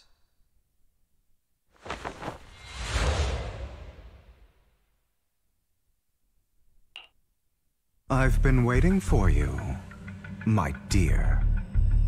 It seems you've already grown accustomed to this place, even turning the tables on me. Just as you said, you are me, and I am you. There's no such thing as having an advantage over oneself. We are ultimately one and the same. Forever inseparable. Then you should know what I want to say. When you and Lycon split, you didn't even try to clear up the misunderstanding, didn't deny or argue against what he said. Because you realized that deep down, he was right about you. You just hadn't acted on it yet. Some people live only to bring more suffering into this world. Sometimes, murder is what brings justice back into this world. For that, I must stain these hands in blood. That's right. Just like what you said before you faked your death. Were those words really just an act? To slay the dragon, you must first become one with sharp claws, rending fangs, and strength enough to destroy anything. You know the truth better than anyone. If you hadn't hesitated, and instead seized the first opportunity to kill your father, none of what followed would have happened. Innocent civilians wouldn't have died. Your partner wouldn't have lost an eye and both legs trying to save people. And Mockingbird would have never gotten to that point. You can save more people. Save good people. Save more lives than the evil ones you take. I've spent countless hours in regret over that incident. So why not submit to your true nature? You want to be the judge, jury, and executioner of this world. And you can. I wasn't responsible for Father's death. The true mastermind is my uncle, Hartman. His schemes to kill the head of the family were all so he could take control. Mockingbird was simply unlucky enough to get caught up in it. So, for a behemoth like the Ravenlock family, with its roots so deep, a single person's death, regardless of who that person is, wouldn't change anything. Of course, whether it's Tops, the Mayflower family, or even the entire world, it's actually all the same. I refuse to be dragged down by pointless hatred any longer. You foolish, stubborn idiot. Do you understand the power of hatred? Have we not come this far precisely because of it? Or are you going to follow Lycon and Jack's twisted logic? Come on. You don't actually trust anyone? Otherwise, why would you hide this whole scheme of faking your death from them?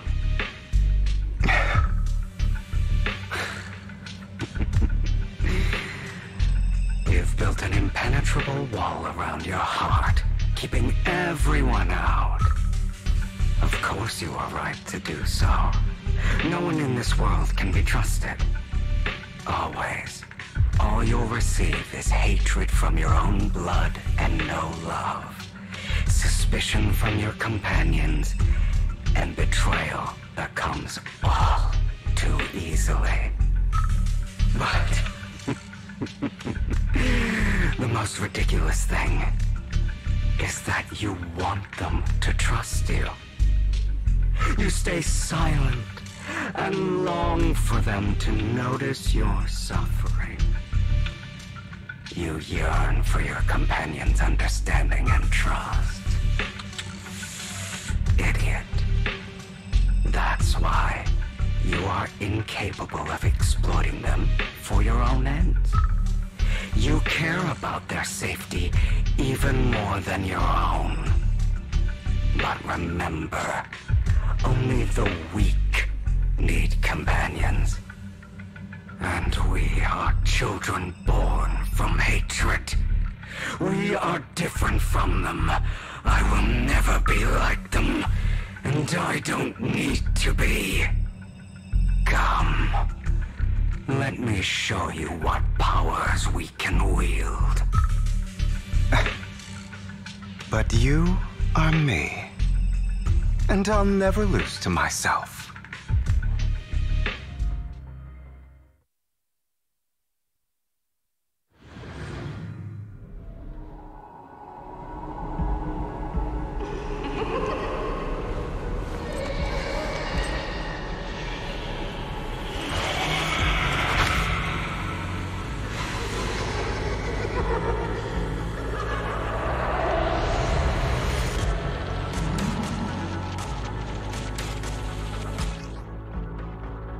Think about all the injustice you've suffered.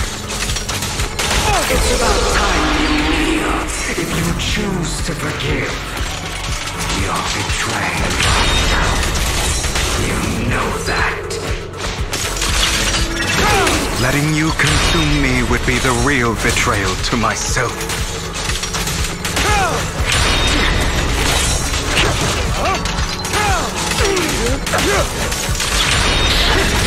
You're just afraid to admit it.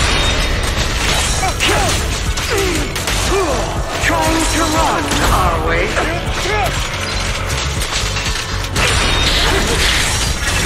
You're too scared to face your truth, though. What you truly desire.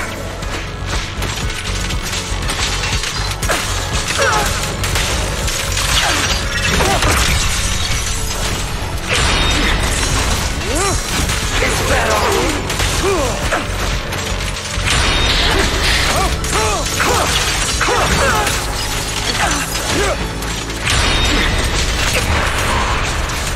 Are you trying to kill me? You think you can just get rid of me? Without me, you are nothing. For what it's worth, thank you. Don't be afraid. You and I are inseparable. You're part of me, just as I am part of you. Fancy words won't change anything.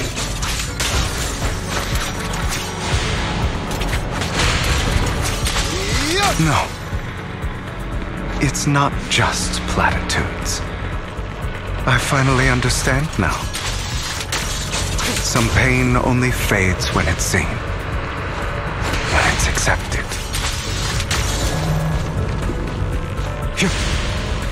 So I won't fight you anymore. I won't hate myself anymore.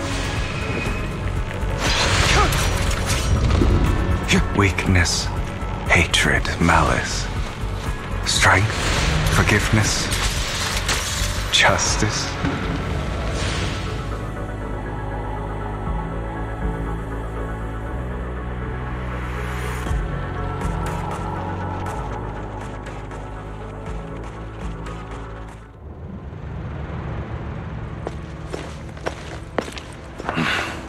Hugo, it's time.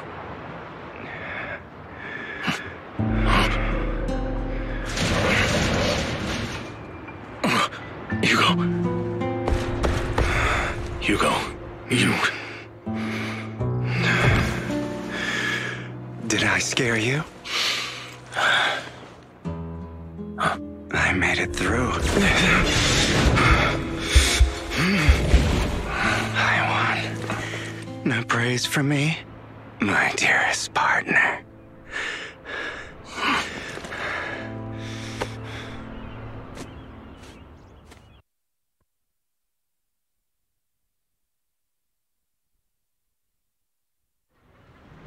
This is just like what I saw in my dream. I guess there are... Ah, my former partner.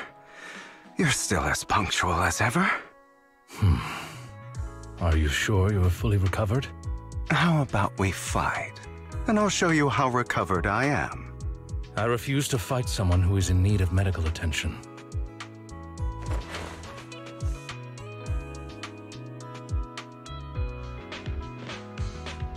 How thoughtful.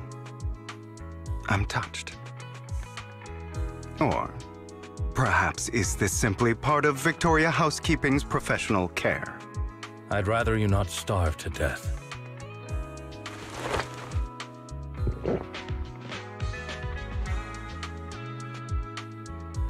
Not to your liking. I'm fairly certain this is the same kind as before. No.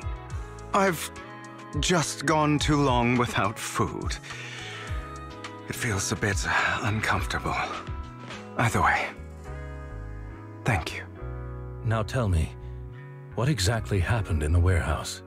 Just going a bit crazy from... you know what? Were you expecting anything else? But I did have a very long dream. A dream about many things from the past.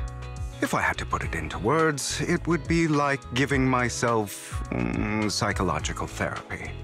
You seem like you could benefit from some too. How about it? Want to book a session with me? Trust me, I'm a pro. Seems you really have recovered. Well, of course. I'm feeling pretty great right now. Like I could argue with you all day on every petty detail of who exactly was in the wrong back then.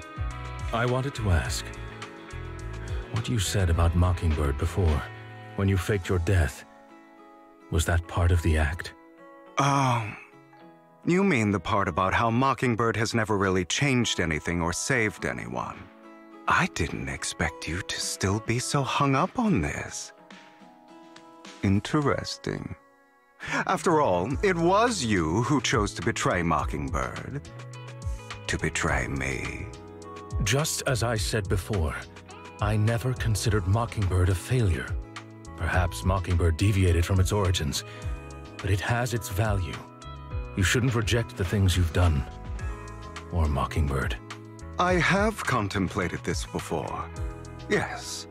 Mockingbird has helped some people and has genuinely managed to cause trouble for those who abuse their positions of power for evil.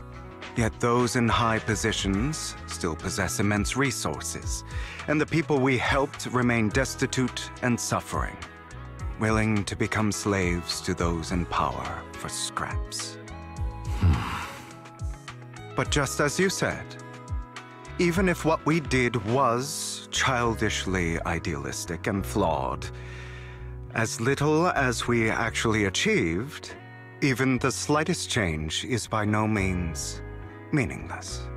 Nothing holds more value to me than Mockingbird.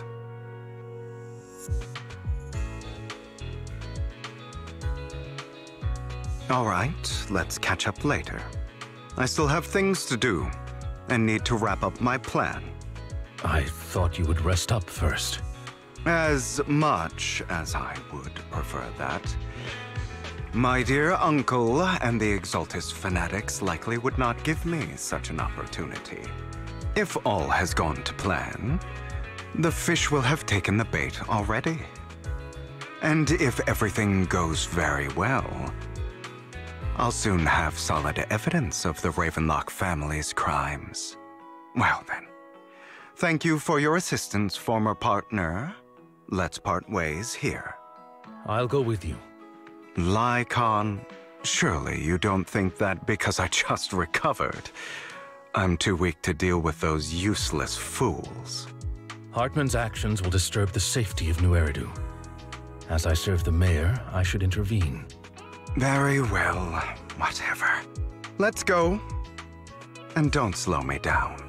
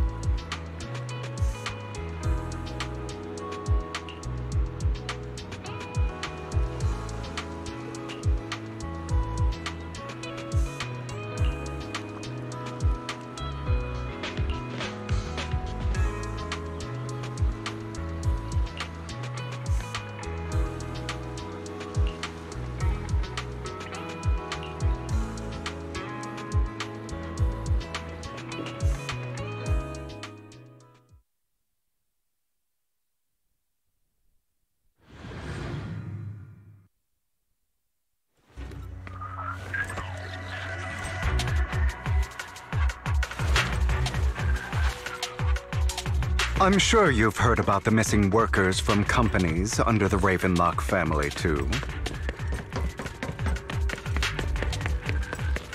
Those are Ravenlock's men. The workers with them are the victims who were tricked into going into the Hollow.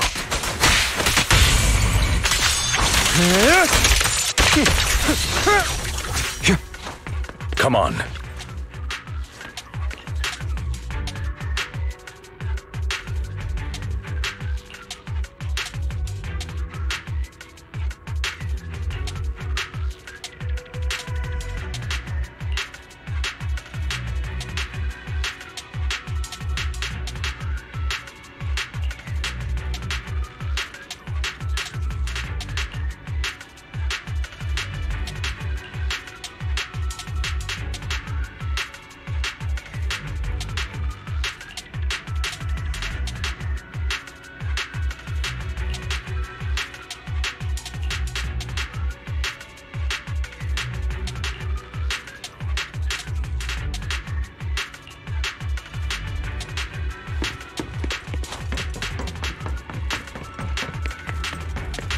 Bunch of nobodies. Annoying as hell. Kill them! You're welcome to try. As you wish.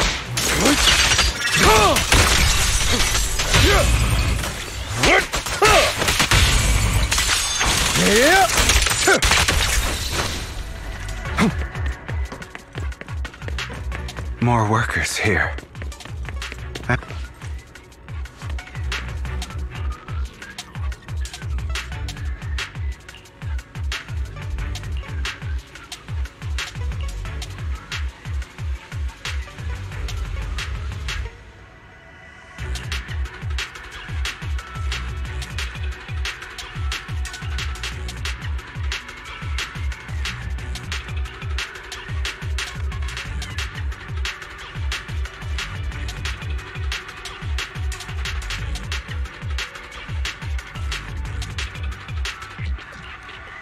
Is Hartman behind this, too? Of course. He threw them into the Hollow like offerings for the Exaltists.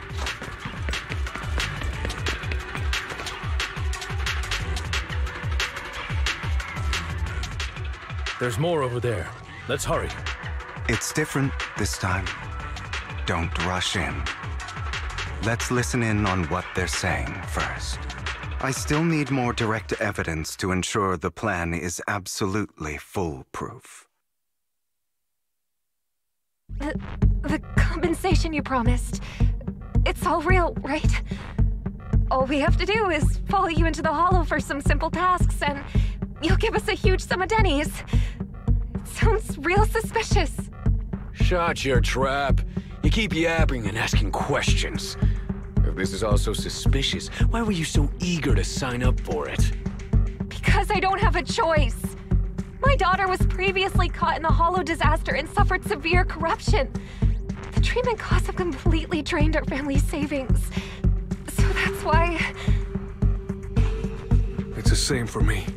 A serious illness at a senior age. I need the money. Who would risk taking a job like this unless they were desperate? I'll do it. No matter how suspicious. As long as I can get paid, I'll do anything. Even risk my life.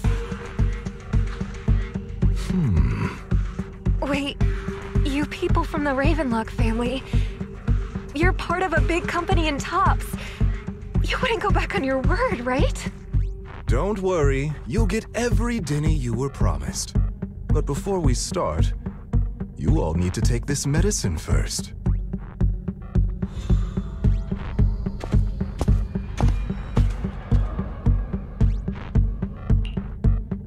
Bro, should we really be doing this already? These workers keep talking. We're wasting time like this.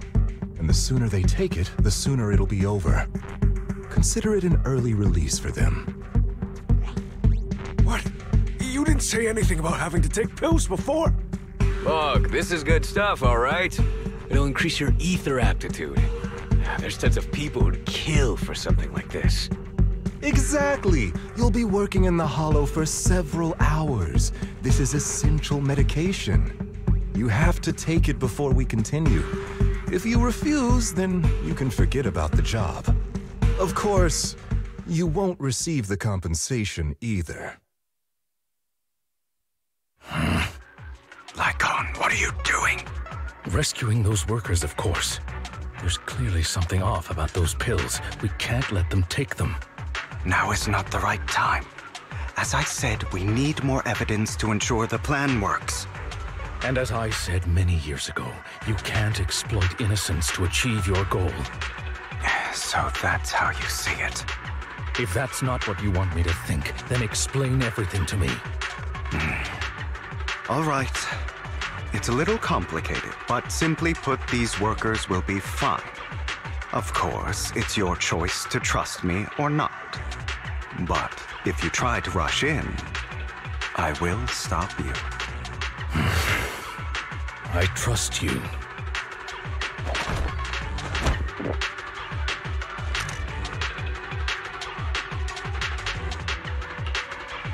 All right. That's the evidence. Now we can go and beat them into the ground as much as you want. Don't forget, you owe me an explanation. Also, don't overdo it and kill them. Even if they're the worst of the Ravenlock family. All right, Your Holiness, Saint Lycon. Who the hell are you? Why don't you take a guess? We're the ones here to stop you.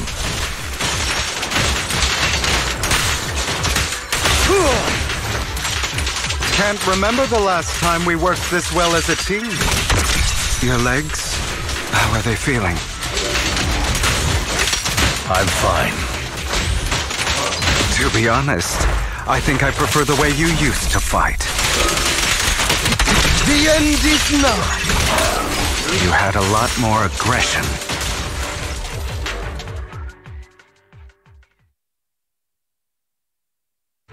Damn it! Who the hell are you? How dare you mess with the Ravenlock family? Ravenlock. Savor the name while you can, for it will soon cease to exist. What's that supposed to mean? It means exactly what I said. I think this might be good for you. Sever your ties while you can.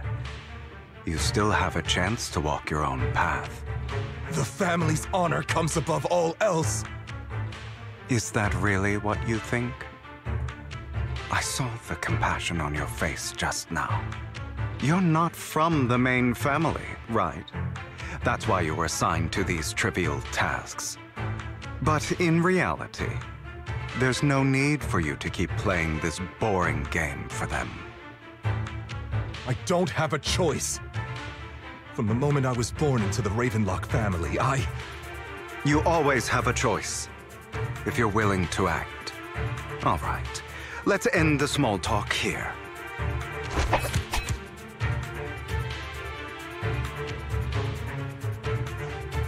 Don't worry, Lycon. I didn't hit them too hard, just enough to keep them quiet.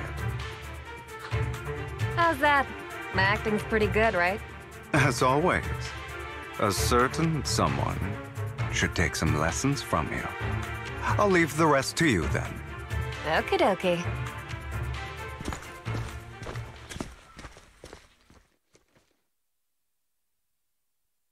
Okay, now can you tell me exactly what's going on here?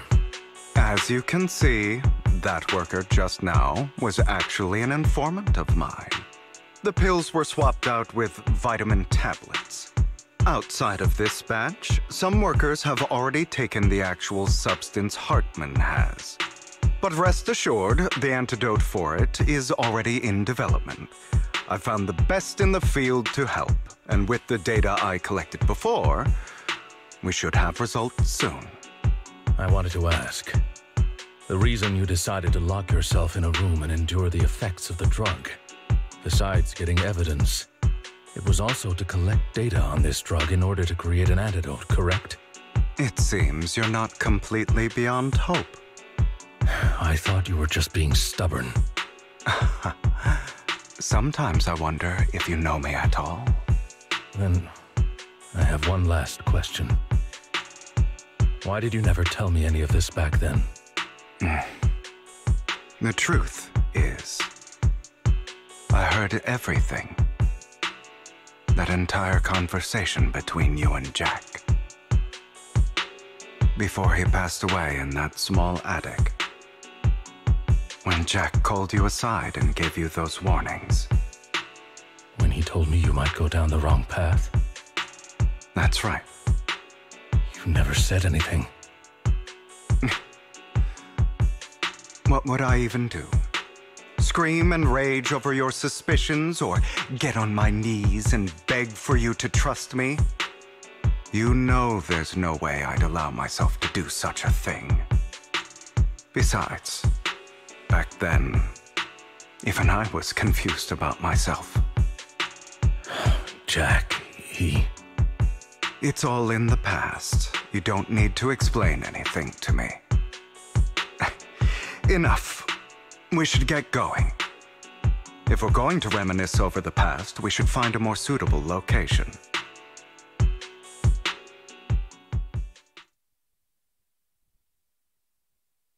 Lycon, that incident back then, I didn't do it. It was a scheme Hartman devised to take over the family. It was Hartman who killed my father, too. I only discovered the truth long after the fact. I did indeed attack my father, and I thought he was dead. But he wasn't. I couldn't kill him. And even before that, if I hadn't hesitated, none of what followed would have happened. Even now, I still think they deserve death. But I no longer care to personally deliver that fate. They're beneath me. And I have more important things to do. I know we may never agree on that point, Lycon. I once wanted to fight against those ugly truths that defined me, but I discovered that the more I rejected them, the more painful it became. So, I could only accept that crazed, hateful, and malicious side of myself. As long as I know, I will never become like my father, like Hartman. That is enough for me. You've changed. But I think that might be a good thing. Don't patronize me. you've changed a lot too, compared to before. I still disagree with Jack's words, and I won't forgive your betrayal. I will walk the path I believe is right, even if I must tread over thorns and through the mud. But I will also allow you to walk your own path. Lycon. Should I say thank you? You're welcome. Come to think of it, we haven't talked about your legs and eye. It was just an accident, not your fault. I'm doing well now. I hope you are too.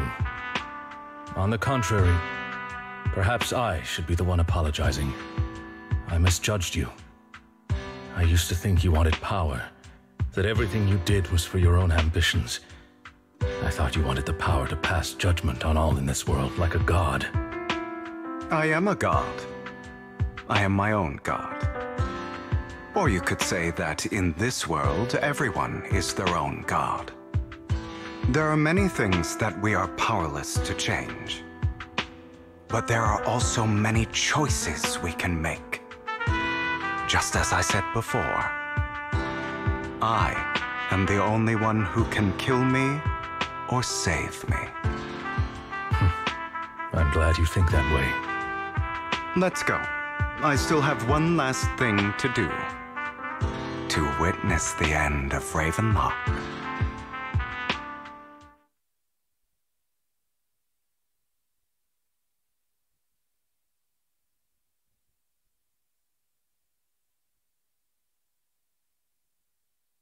You really think you can take my place if I die? Never, you filthy bastard! Your little tricks mean nothing. As long as the Ravenlock family stands, I can still get back on my feet. You still don't get it, do you? This was never about avenging my father. And I don't care about taking your place. I didn't come this far just to kill you. That'd be pathetic. Right on cue. Why don't you take a look at this, Uncle?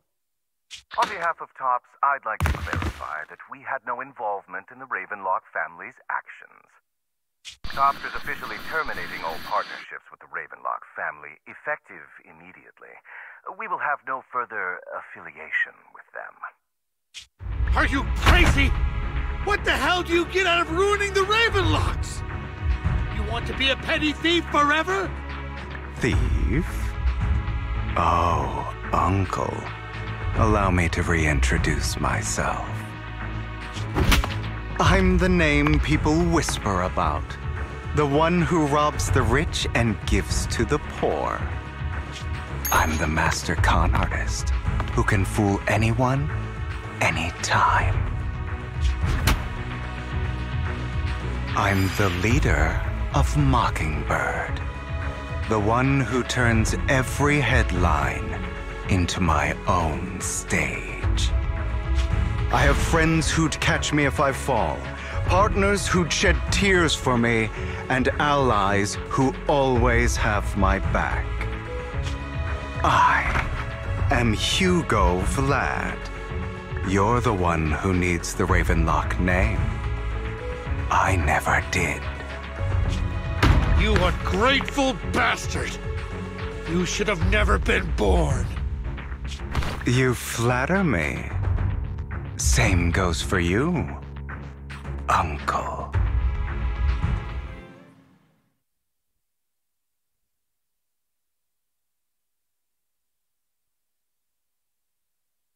You've done well, Vivian. You had better give me an explanation. And here I thought this would be a touching reunion. What's with all the anger? Hugo, I'm a member of Mockingbird too, and I mourned your death. Listen, Vivian. I don't want you or the people you cherish to get caught up in danger because of me. I've always been selfish, so I don't hesitate to use you all as variables in my plans. But it is because I am selfish that I also don't want my failures to affect my treasured companions. In any case, if you were in the same position, would you not make the same decisions? Lycon's taking care of everything outside. We should go. Also, Wise, thank you. And I'm sorry for the whole act where I threatened you. It was the only way for Hartman to drop his guard against you and leave you be. I, Hugo Vlad, am forever indebted to you.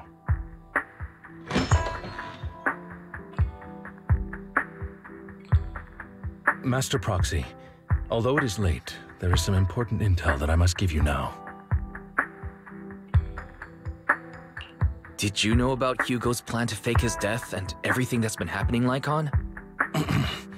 I was simply playing along. After all, I could not determine whether Hugo's plan would pose a threat to you. You are a student of the mayor's late friend, and I am obligated to protect you. You still have that habit of finding awkward excuses when you're embarrassed. Mr. Hugo Vlad, if you have any important intelligence to share, please do so with haste. I need to return to rest before midnight. You two sure are, close.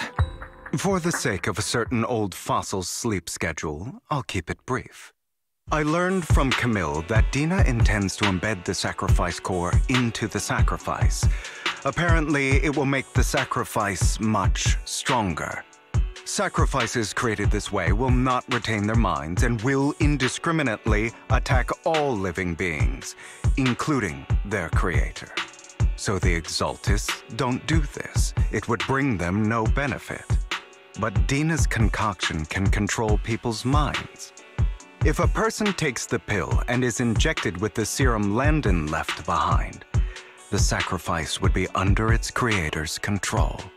Although the dormant sacrifice has been destroyed, Dina found a batch of that serum her father created and wants to create new sacrifices.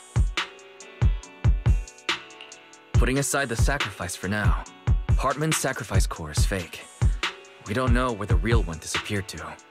The real core has always been here. Here? In Lord Phaethan's video store? Vivian, do you remember when I suggested you give that collectible to our dear Proxy? I remember. But that was just an ordinary pendant. And I've met the person who submitted it. She has absolutely no connection to the Exaltists. How about our dear Proxy take out that pendant so we can take a look?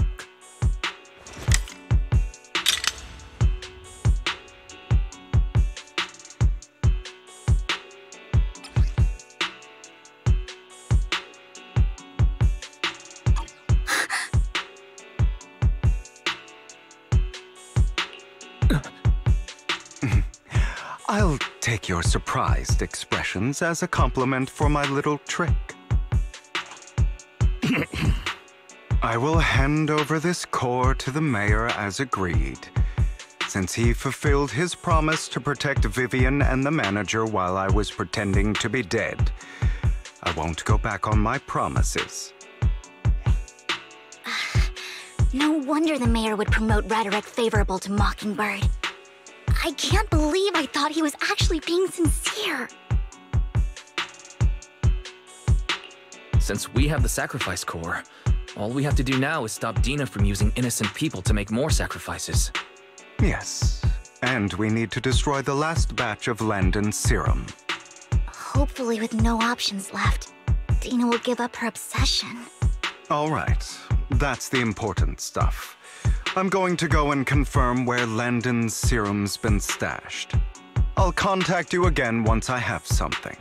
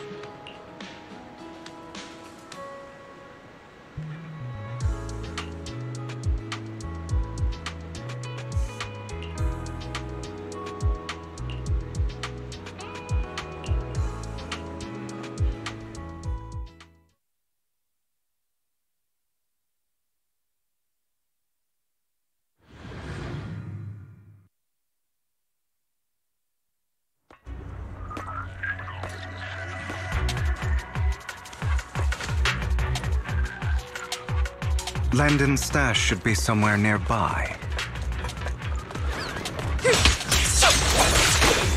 I did some digging. Some of the missing workers were brought here too.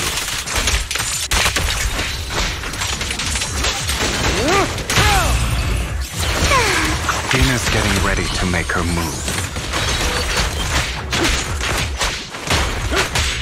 Don't worry, we'll clear them out.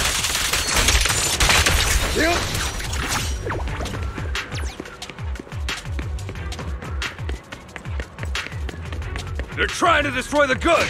Stop them!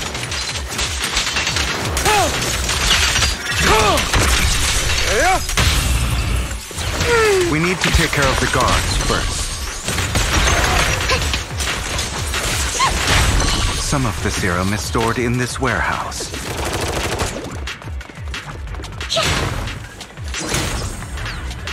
You're not taking anything from here! Hugo, get the guards first.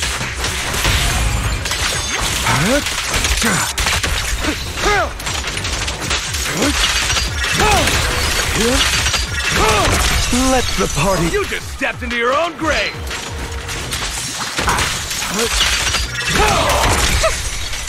Fools.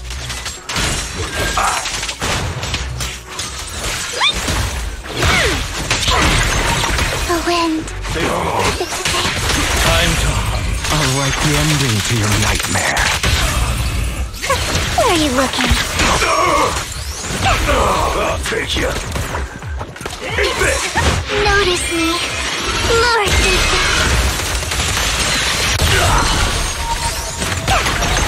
Take this! I'll bite your throat out! Truth is a beloved fairy tale. Not worth my time.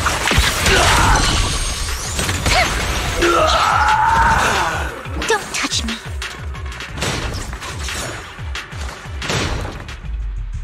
More of Landon's serum survives than expected. Fortunately, since they're still here, it means Dina hasn't executed the final step of her plan. There is likely a lot more stashed around here, and we have yet to locate the missing people. Our actions here won't go unnoticed. Perhaps they're making plans to deal with us on their side. With Landon and Dina's concoctions combined, she may be capable of creating a sacrifice that obeys her. If it comes to that, this will get far more troublesome. How about we split up? Hugo and Lycon will destroy what remains of the substance around here, and Vivian and I will go search elsewhere. Very well. Let's go with your plan. But be careful if you encounter Dina and her people. According to Camille, she's absolutely obsessed with completing her father's dying wish. Who knows what she may try? Let's part ways here for now. And perhaps the other manager could use EOS to guide us. Sure. I've been feeling way better these past few days, so just leave it to me. It's only now that I realize how fortunate we are to have two Lord Faithins. Yeah, but I feel like our work's doubled. In the past, Wise and I would only ever work on the same route. Greater power means more responsibility. And in any case, I'm sure the mayor would be able to provide double compensation. He's a very generous person, after all. Right, Lycon? I will request additional compensation from the mayor. It's not about compensation. It's just... I'm still not used to us being separated in the Hollow, so I'm worried about Wise's safety. Oh, but I have no doubt in your abilities. I just haven't gotten used to it yet.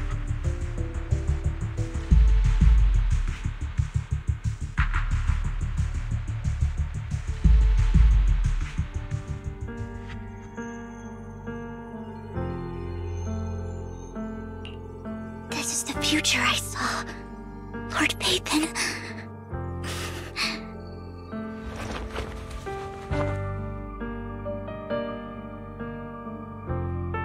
I'm sorry. This time, I will make sure the future I saw does not come to pass. I don't want to bring you misfortune. That's all I wish for.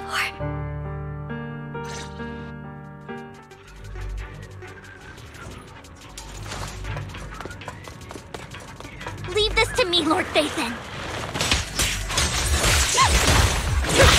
How dare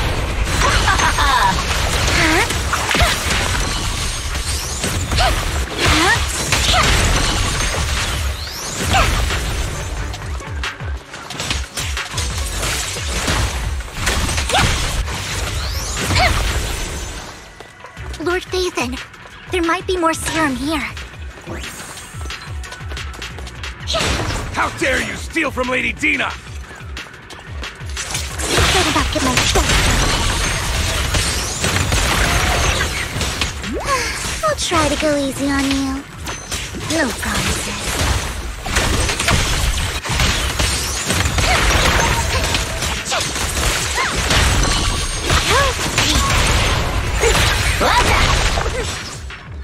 Don't touch me. There are containers by the fissure.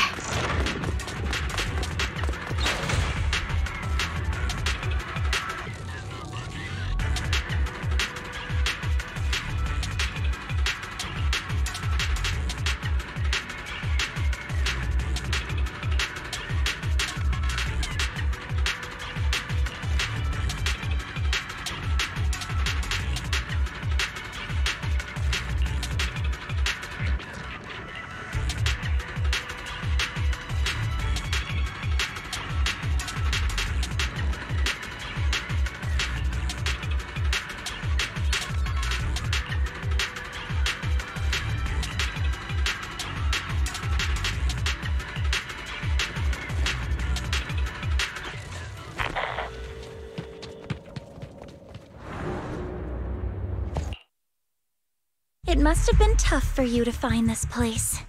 Vivian, if you had stayed out of it, I wouldn't be so eager to get rid of you. Those people have been taken to safety. You're all out of options. They're just mere test subjects. So what if they get away? There will always be people consumed by greed, and therefore, they will come willingly to me. In any case, what are a few sacrifices in comparison to the completion of Father's grand ambition? Dina, you deceived those people. They didn't come willingly to you. You tricked them, just like Landon did back then. Deceived? Father gave hope to those who had everything taken from them by the Hollows. Vivian, you once rejoiced at the hope Father offered you, too. Before Father took you in, you were no more than an omen of disaster that no one wanted. It was Father who gave you shelter and a purpose for existing. Do you remember the first time you bestowed a blessing under Father's guidance? How did you feel when that person looked at you with adoration and gratefulness? That was the first time you felt hope. Like your existence had a purpose, right? Don't forget that it was Father who, through what you call deception, gave you hope. And you, what have you done? You basked in Father's attention and everyone's adoration, only to destroy everything. Do you think that by leaving the Exaltists, those people will live better lives? Of course not. Those who suffered under the Hollows will only continue on as walking corpses, without the hope Father gave them. Do you really think you're some sort of savior, Vivian? In the end, you're just an ungrateful brat who brings misfortune to those around her. It was you who destroyed everyone's hope. Not everyone wants to live in false hope, Dina. You say it's because of greed that people willingly become your sacrifices. Perhaps those people aren't entirely virtuous. But that greed is just wanting to live a better life beyond the Hollows. What you and Landon have done was never about giving people hope, but exploiting it. Stop lying to yourself. Deep down, you know what Landon did was cruel. No. Back then, when Landon wanted to inject you with the serum, the fear in your face was as plain as day. I saw it all clearly. If all of this is as righteous as you claim, Then why did you make such an expression, Dina? Don't look at me with such pity! Father did nothing wrong. All of this is to make something of the Hollows other than disaster. That's everyone's only hope. Dina, it's not too late to stop. Stop living in this lie. You know what would happen if a sacrifice loses control and escapes the Hollow. It's not the Hollows that are to blame for those people's deaths, but the hope you keep talking about. That will cause more despair and claim more lives. That is merely the necessary sacrifice to accomplish a greater goal. No one deserves to be a sacrifice. Your hypocritical magnanimity disgusts me. I can always go and get more test subjects if they've escaped. And I will be able to replicate Father's serum with enough time. With you gone, I'll be able to complete Father's gift to the Creator and fulfill his last wish. Camille, release the failed subjects. Lady Dina. Camille, are you going to do what you did before? You keep saying you'll follow the Creator, but it's all lies. Lady Dina, the Hollows took my family from me. I understand that there's no way to get back what I've lost. It was Lord Landon who told me that the Creator would guide me. One day, Hollows will no longer be disasters. Everyone will be able to survive inside them. I look forward to the day when this hope becomes reality. I watched you grow up, and I know that you've always looked up to your father. He gives you hope, and I destroyed that hope with my own hands. I know the pain of loss, so I've always felt guilty. I want to atone for the hope I destroyed. But Dina, I don't want to ruin more lives, and I don't want to continue watching you destroy yourself. Vivian is right.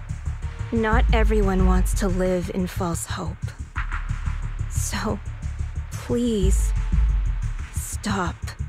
Camille, are you abandoning me too? I'm not abandoning you. I just don't want to see you go past the point of no return. The point of no return? I passed that point ages ago.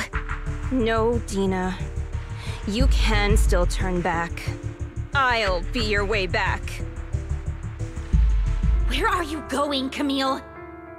I made a deal with Hugo and the mayor. If someone needs to take the fall for this, let it be me. I did it. All of it. I've been forcing Landon's only daughter, Dina, to research how to create sacrifices. I colluded with the Ravenlock family for my own gain. Everything Dina did was under duress. Since I've kept her captive for so long, she doesn't have the skills to survive as an independent member of society. She'll need a caretaker and teacher. Someone who will look after her and educate her. No! I refuse, Camille!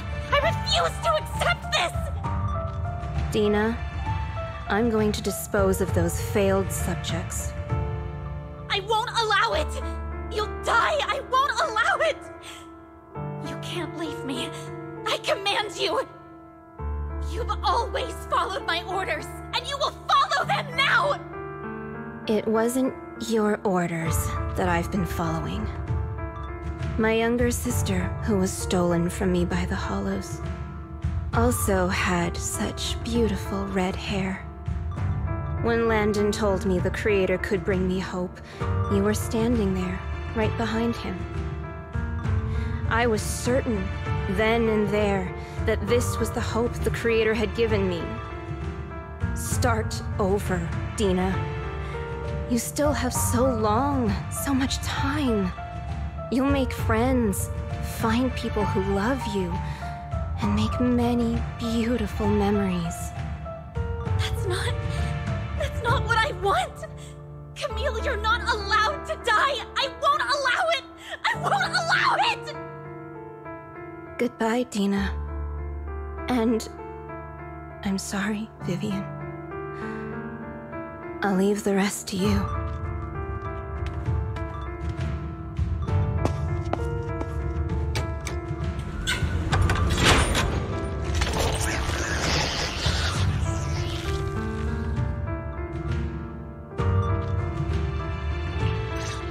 Let's take out these ethereals first. Ambush! We can't let Camille's efforts go to waste.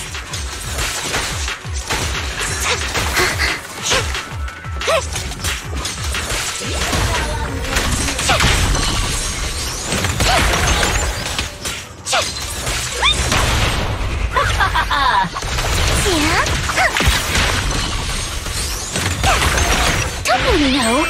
Take my trust dirty little pig. Well done. Huh? Let's go up.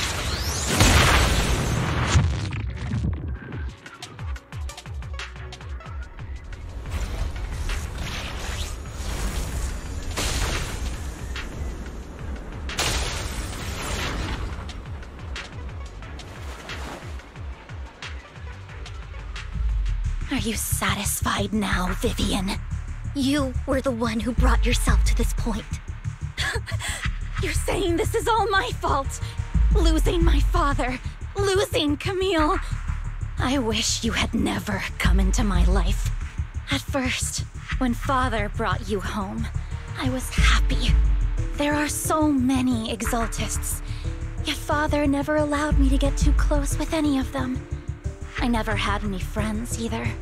But when Father brought you back, he told me to take good care of you, that you were my first friend.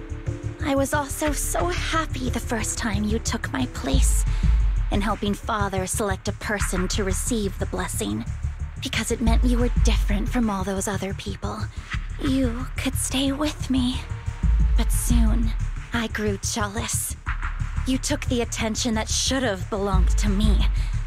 You even took Father's love from me. It's only because of my ability that Landon... I know, but... Vivian, jealousy is something you cannot control. Of course, the same goes for fear and hatred. I was terrified that one day you would look at me and shed tears. I knew if that day ever came, Father would not hesitate to force the blessing upon me. And when that day did come, I hated you for causing my father's death. Tina, you knew everything about what happened back then, so... why are you still defending Landon? And why didn't you tell me back then? If I had known earlier, maybe I could have found a way.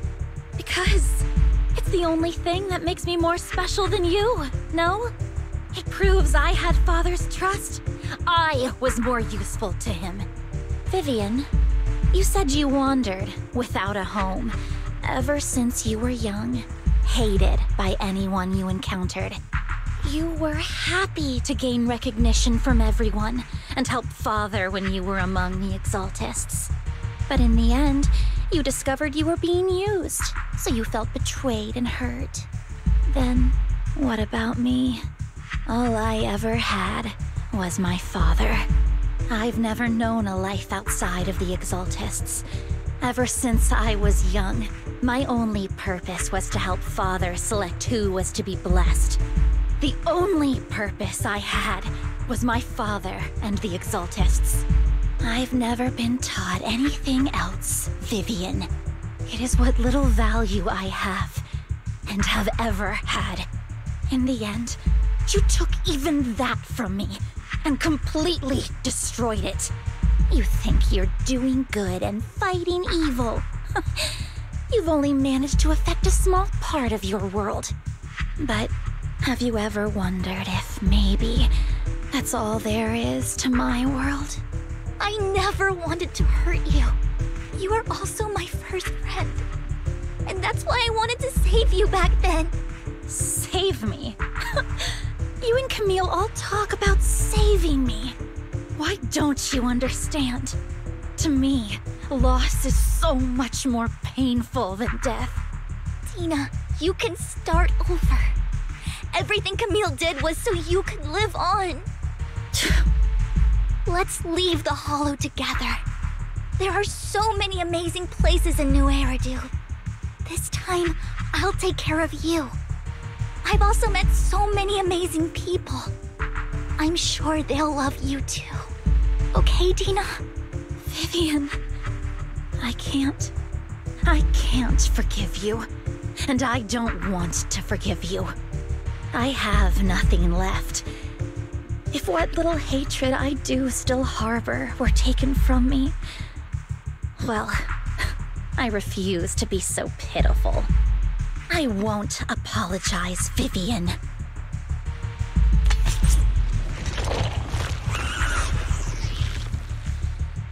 I don't want to hate myself, so I can only hate you for killing my father, and hate Camille for leaving me. That's just the kind of person I am. Hateful and despicable. I refuse to owe anyone anything. I refuse to feel regret. I won't. Vivian, I will keep hating you. I will take all who are precious to you. I will also hate Camille, so I won't do as she wished and start a new life. Vivian, if you had never existed, if I had never, you would be... Lord Phaethon, please do not interfere. She was my first friend. I'm going to bid her farewell.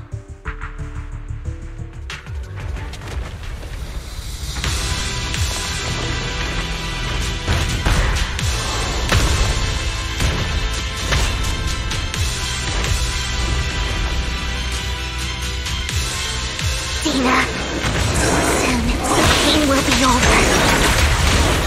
Lord Phaethon, don't come any closer!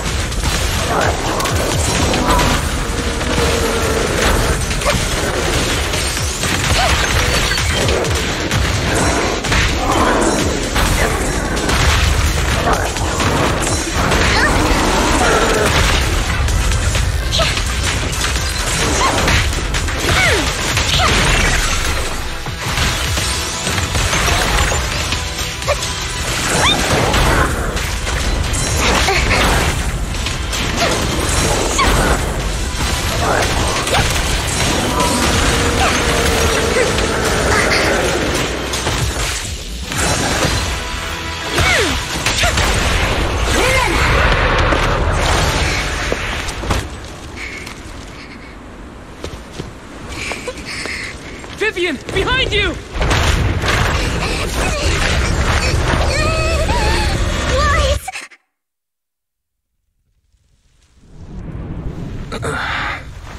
What happened?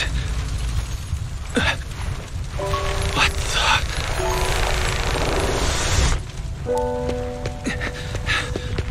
Vivian!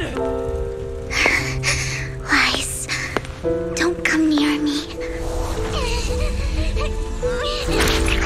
This is my own choice.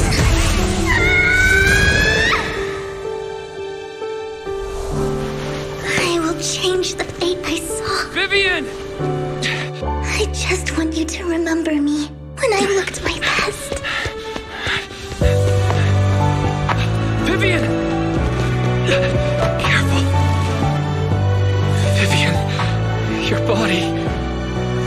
I'm sorry you had to see me like this, but I don't want to be the one that only brings misfortune anymore. No. There's got to be another way. It's so warm, and the night is beautiful.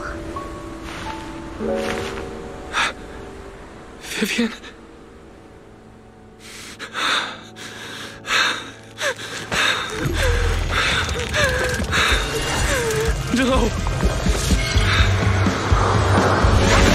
can't end like this!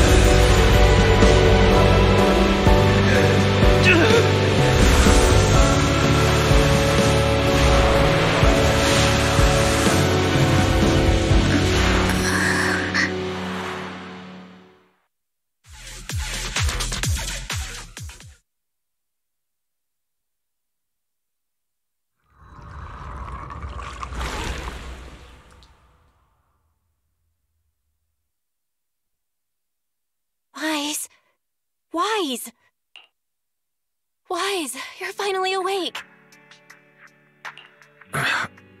I'm at the store?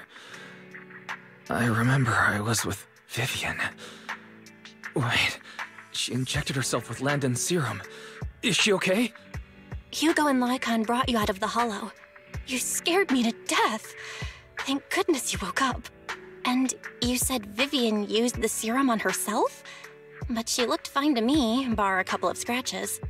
Hugo sent me a message earlier saying he got her checked over and she was all right. Do you remember what happened?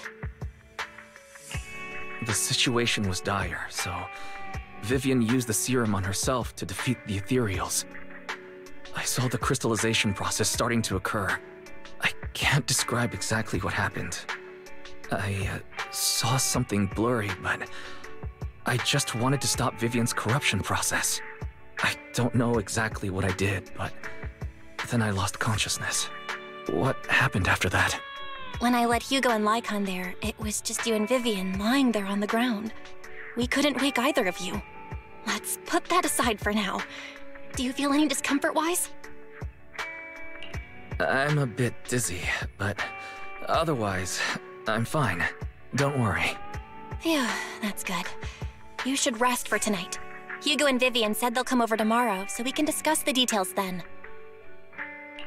Okay. Sorry for worrying you, Belle. Good night.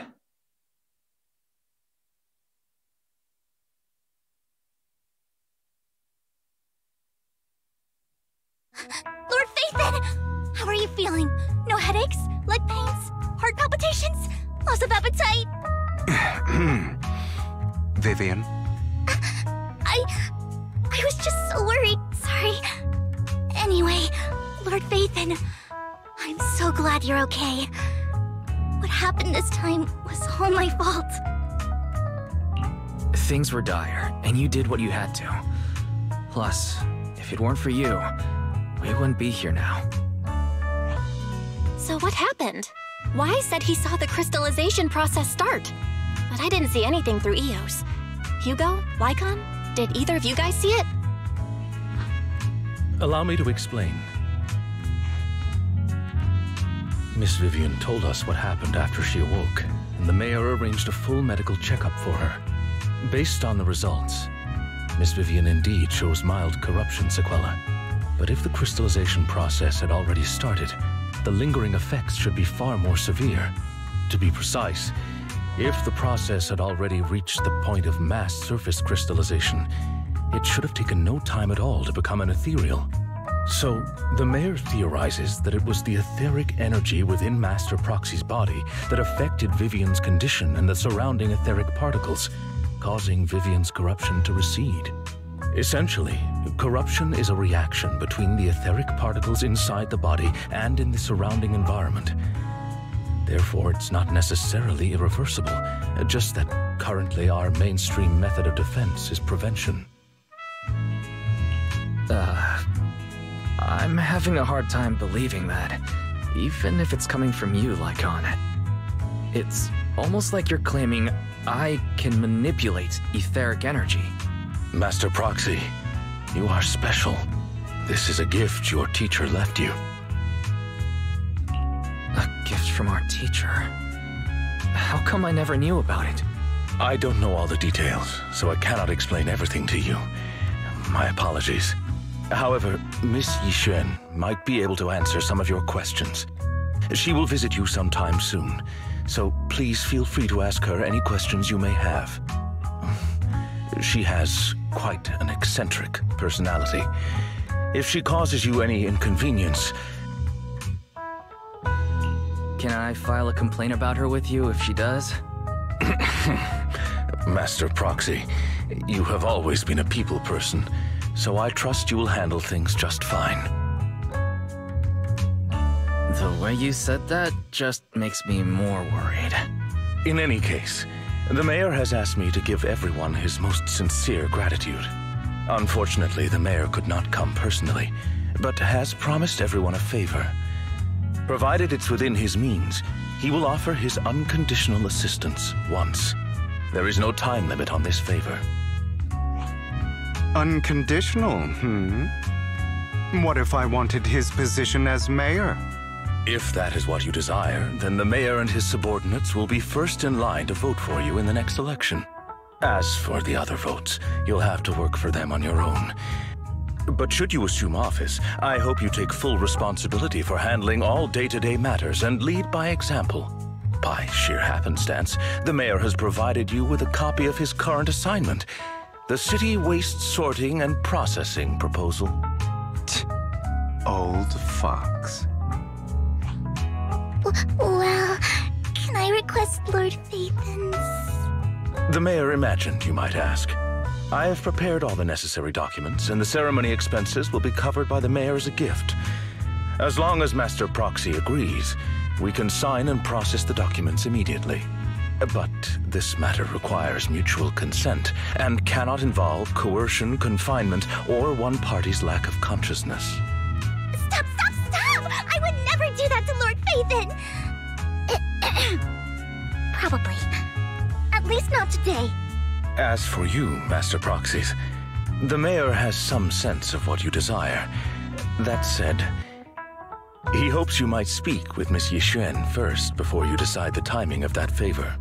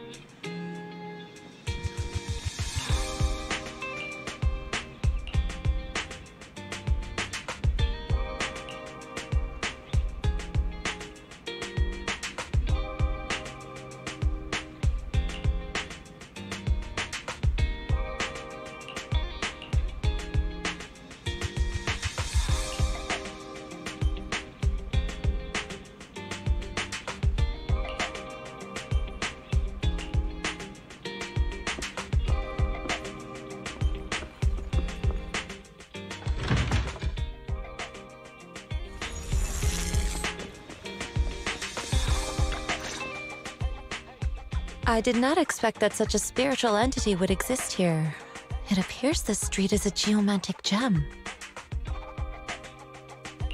A spiritual entity? His name is Howl, and I guess you could count him as a neighbor of mine. Is there anything special about him? No, I was simply a bit surprised. It's rare to find such an intelligent individual of this breed. Even huskies can be really smart, like Howl. You're right. Yet, being overly intelligent comes at a price. It must stay here for prolonged periods of time, parted from its owner and unable to move about freely. Both a blessing and a curse. However, it seems quite happy. We've strayed a bit off topic.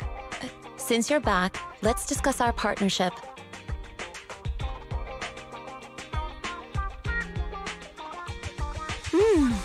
Nice job. Good air circulation, excellent layout. Very suitable for a business. Your bamboo here are also very energetic. It seems your fortune is good when it comes to wealth. Huh. You even know feng shui? I'm happy to hear that.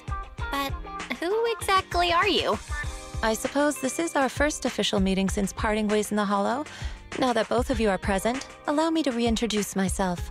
My name is Yi Xuan, a mystic from Yunquei Summit. Mystic? Like those people in movies who can tell your fortune and go around blessing people? This is my first time meeting one in real life. But what's Yunquei Summit? Any details you can give? Just an ordinary sect of the mystic arts. Our disciples travel all across New Eridu and sometimes collaborate with authorities. Currently, I'm affiliated with the Hollow Investigative Association. Right now, however, I'm here to discuss a partnership in the name of the Mayflowers. So, what sort of partnership are we talking about? I have reviewed the documents provided by the Mayflowers. You previously underwent an implant surgery. After recent adjustments, abnormalities occurred.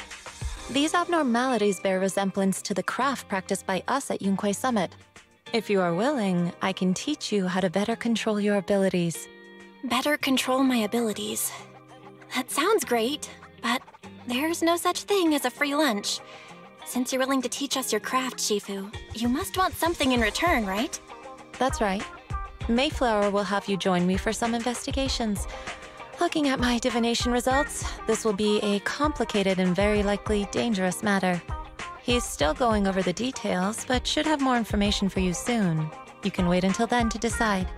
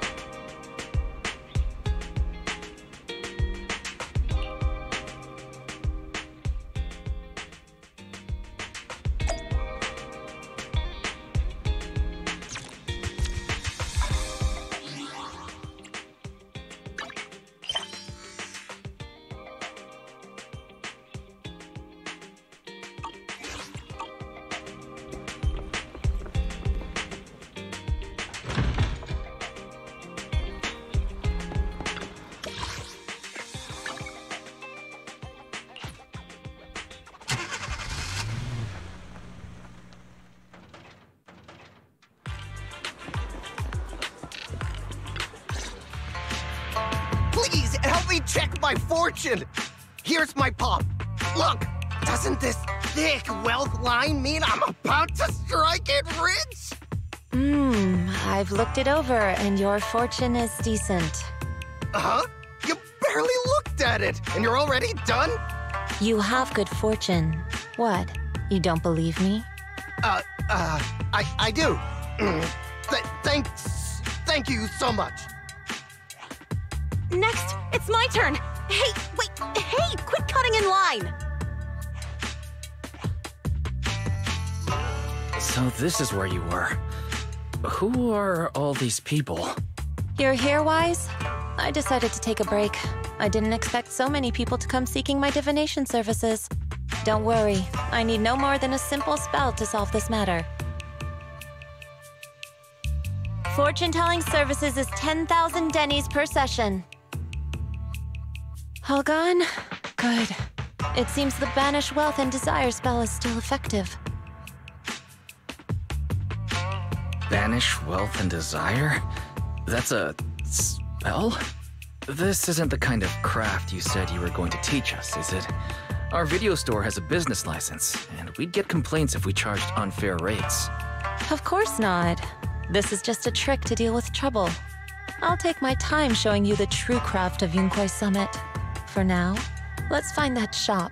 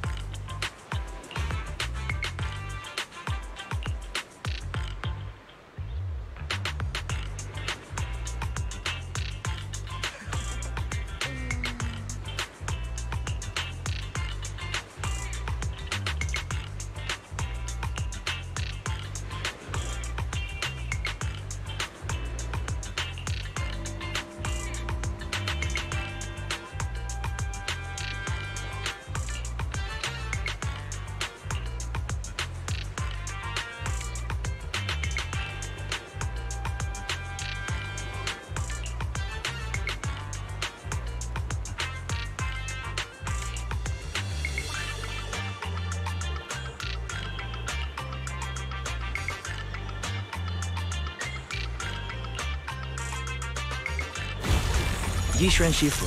The store is right up ahead.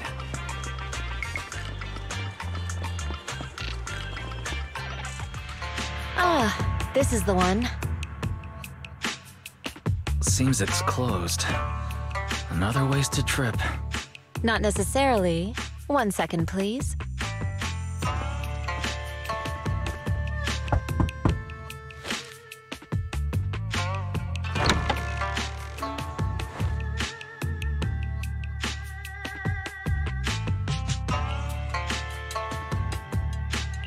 Huh? Is there someone inside? Relax. The boss prefers to do business with people they know. They like their peace and quiet, so they rarely open for customers. I'm an old acquaintance and just wanted to retrieve something. What a strange private business. Shifu, what exactly are you retrieving? Just some things needed for our future investigations. You'll know in time. Really? Shifu, I feel like you're always so mysterious. Rest assured, I'm not hiding anything from you. It's simply because the correct time has not yet arrived, so there is no need to rush. Since we've already obtained what we came for, let's part ways here. There will be plenty of time in the future. We will certainly meet again.